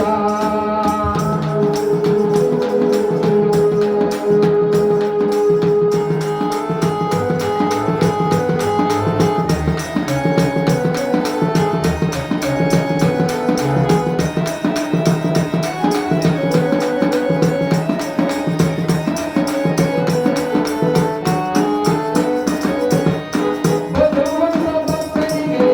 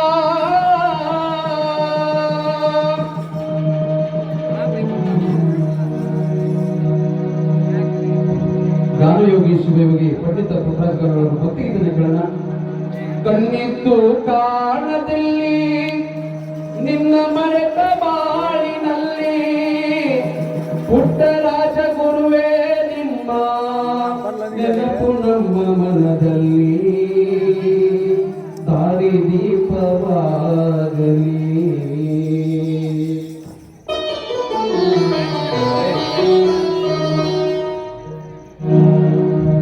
ಯಾರ ಮುಖವ ನೋಡಲಿ ಯಾರ ಬಳಿಯ ಬದುಕಲಿ ಯಾರ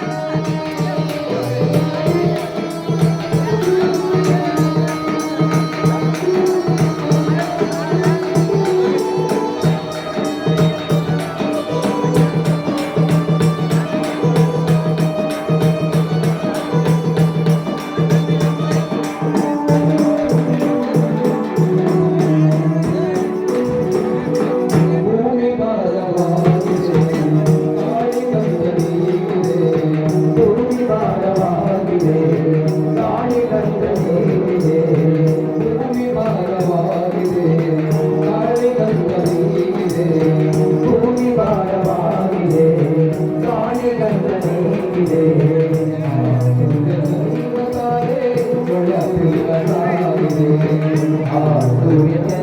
ತಾರೆ ಒಳಬೆಳಗಾಗಿದೆ ಕರುಣಜಲವು ಬರ್ತಿವೆ ಕರುಣ ಬಳ್ಳಿ ಬಾಡಿವೆ ಕರುಣ ಜಲವು ಬರ್ತಿವೆ ಕರುಣ ಬಳ್ಳಿ ಬಾಡಿವೆ ಕರುಣಜಲವು ಬರ್ತಿವೆ ಕರುಣ ಬಳ್ಳಿ ಬಾಡಿವೆ ಕರುಣಜಲವು ಬರ್ತಿವೆ ಕರುಣ ಬಳ್ಳಿ ಬಾಡಿವೆ ಒಲವಿಗಲ್ಲಿ ನೆಲೆಯಿದೆ ಒಲವಿಗಲ್ಲಿ ನೆಲೆಯಿದೆ ದೈವ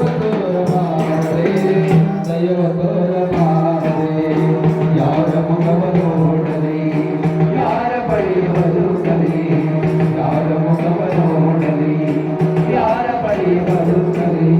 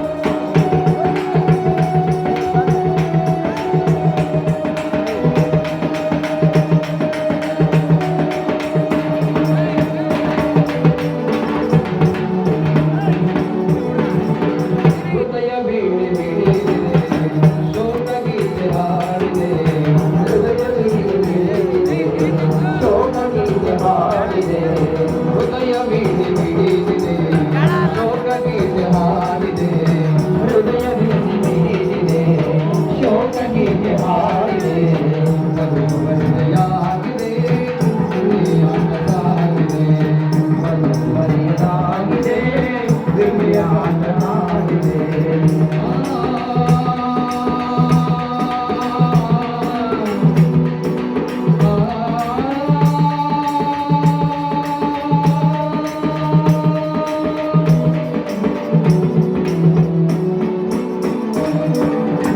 ಹೃದಯ ಬೀದಿ ಬಿಡಿದಿದೆ ಶೋಕ ಗೀತೆ ಹಾಡಿದೆ ಹೃದಯ ಬೀದಿ ಬಿಡಿದಿದೆ ಶೋಕ ಗೀತೆ ಹಾಡಿದೆ ಬದಲಾಗಿದೆ ವಿಧಿಯಾಟವಾಗಿದೆ ಬದಲಾಗಿದೆ ವಿಧಿಯಾಟವಾಗಿದೆ ಹೂವಾಗಿದೆ ನಲಿವು ನೋವು ತುಂಬಿದೆ ಹೂವಾಗಿದೆ ನಲಿವು ನೋವು ನೋವಿದೆ ಹೂವಾಗಿದೆ ನಲಿವು ನೋವು ತುಂಬಿವೆ ಹೂವಾಗಿದೆ ನಲಿವು ನೋವು ತುಂಬಿದೆ ಯಾವ ಜನ್ಮ ತಾಯಿ ಜಾಪ ಯಾವ ಜನ್ಮ ತಾಯಿ ಜಾಪ ಗುರುವೆ ನೀಗಬಾರದೆ ಗುರುವೆ ನೀಗಬಾರದೆ ಯಾರ ಮುಖವ ನೋಡಲಿ ಯಾರ ಬಳಿಯ ಬದುಕಲಿ ಯಾರ ಮುಖವ ನೋಡಲಿ ಯಾರ ಬಳಿಯ ಬದುಕಲಿ ಎನ್ನಿದ್ದು ಕಾಲದಲ್ಲಿ ನಿನ್ನ ಮರೆತ ಬಾಳಿನಲ್ಲಿ ಕಣ್ಣಿದ್ದು ಕಾಣದಲ್ಲಿ ನಿನ್ನ ಮರೆತ ಬಾಳಿನಲ್ಲಿ ಕಣ್ಣಿದ್ದು ಕಾಣದಲ್ಲಿ ನಿನ್ನ ಮರೆತ ಬಾಳಿನಲ್ಲಿ ಕಣ್ಣಿದ್ದು ಕಾಣದಲ್ಲಿ ನಿನ್ನ ಮರೆತ ಬಾಳಿನಲ್ಲಿ ಪುಟ್ಟರಾಜ ಗುರುವೇ ನಿಮ್ಮ ಪುಟ್ಟರಾಜ ಗುರುವೇ ನಿಮ್ಮ ನೆನಪು ನಮ್ಮ ಮನದಲ್ಲಿ ತಾರಿದೀಯ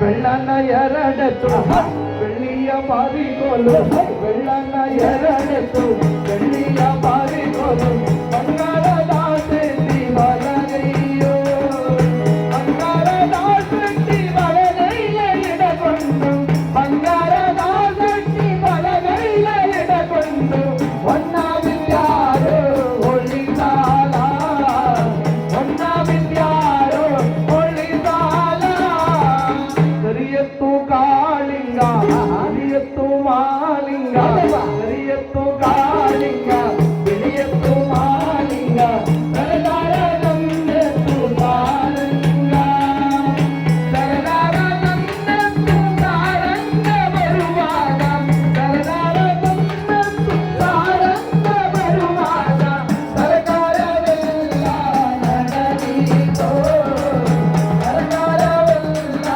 ನಡೆದೀತೋ ಬೆಳ್ಳನ ಎಳೆದೆತ್ತು ಬೆಳ್ಳಿಯ ಬಾರಿಗೋಲು ಬೆಳ್ಳನ ಎಳೆದೆತ್ತು ಬೆಳ್ಳಿಯ ಬಾರಿಗೋಲು ಬಂಗಾರದ ಬೆಟ್ಟಿ ಬಲಗೈಯೋ ಬಂಗಾರದ ಬೆಟ್ಟಿ ಬಲಗೈಯ ಇಡಕೊಂಡು ಬಂಗಾರದ ಬೆಟ್ಟಿ ಬಲಗೈಯ ಇಡಕೊಂಡು ಹೊನ್ನ ವಿದ್ಯಾರೋ ಹೊಳಿಸಾಲ ಹೊನ್ನ ವಿದ್ಯಾರೋ ಹೊಳಿಸಾಲ ಆ ವರ್ಷ ಅಂಗಾಯ್ತು ನಮ್ಮ ಮದುವೆ ತಾತಂದು ಹಾಡ ಆ ವರ್ಷ ಒಂದು ಮನೆ ಮುಂದೆ ಹೇಳ್ತೀನಿ ಅಂದ್ರೆ ಬೇಡ ಅಕ್ಕ ಮದುಪುರ ಮದುವೆ ತಾತಂದು ಹೇಳ್ರಿ ಹೇಳು ನೀನು ಒಂದು ಮಾತು ಹೇಳು ಅಕ್ಕ ಮದುವೆ ತಾತಂದು ಹೇಳು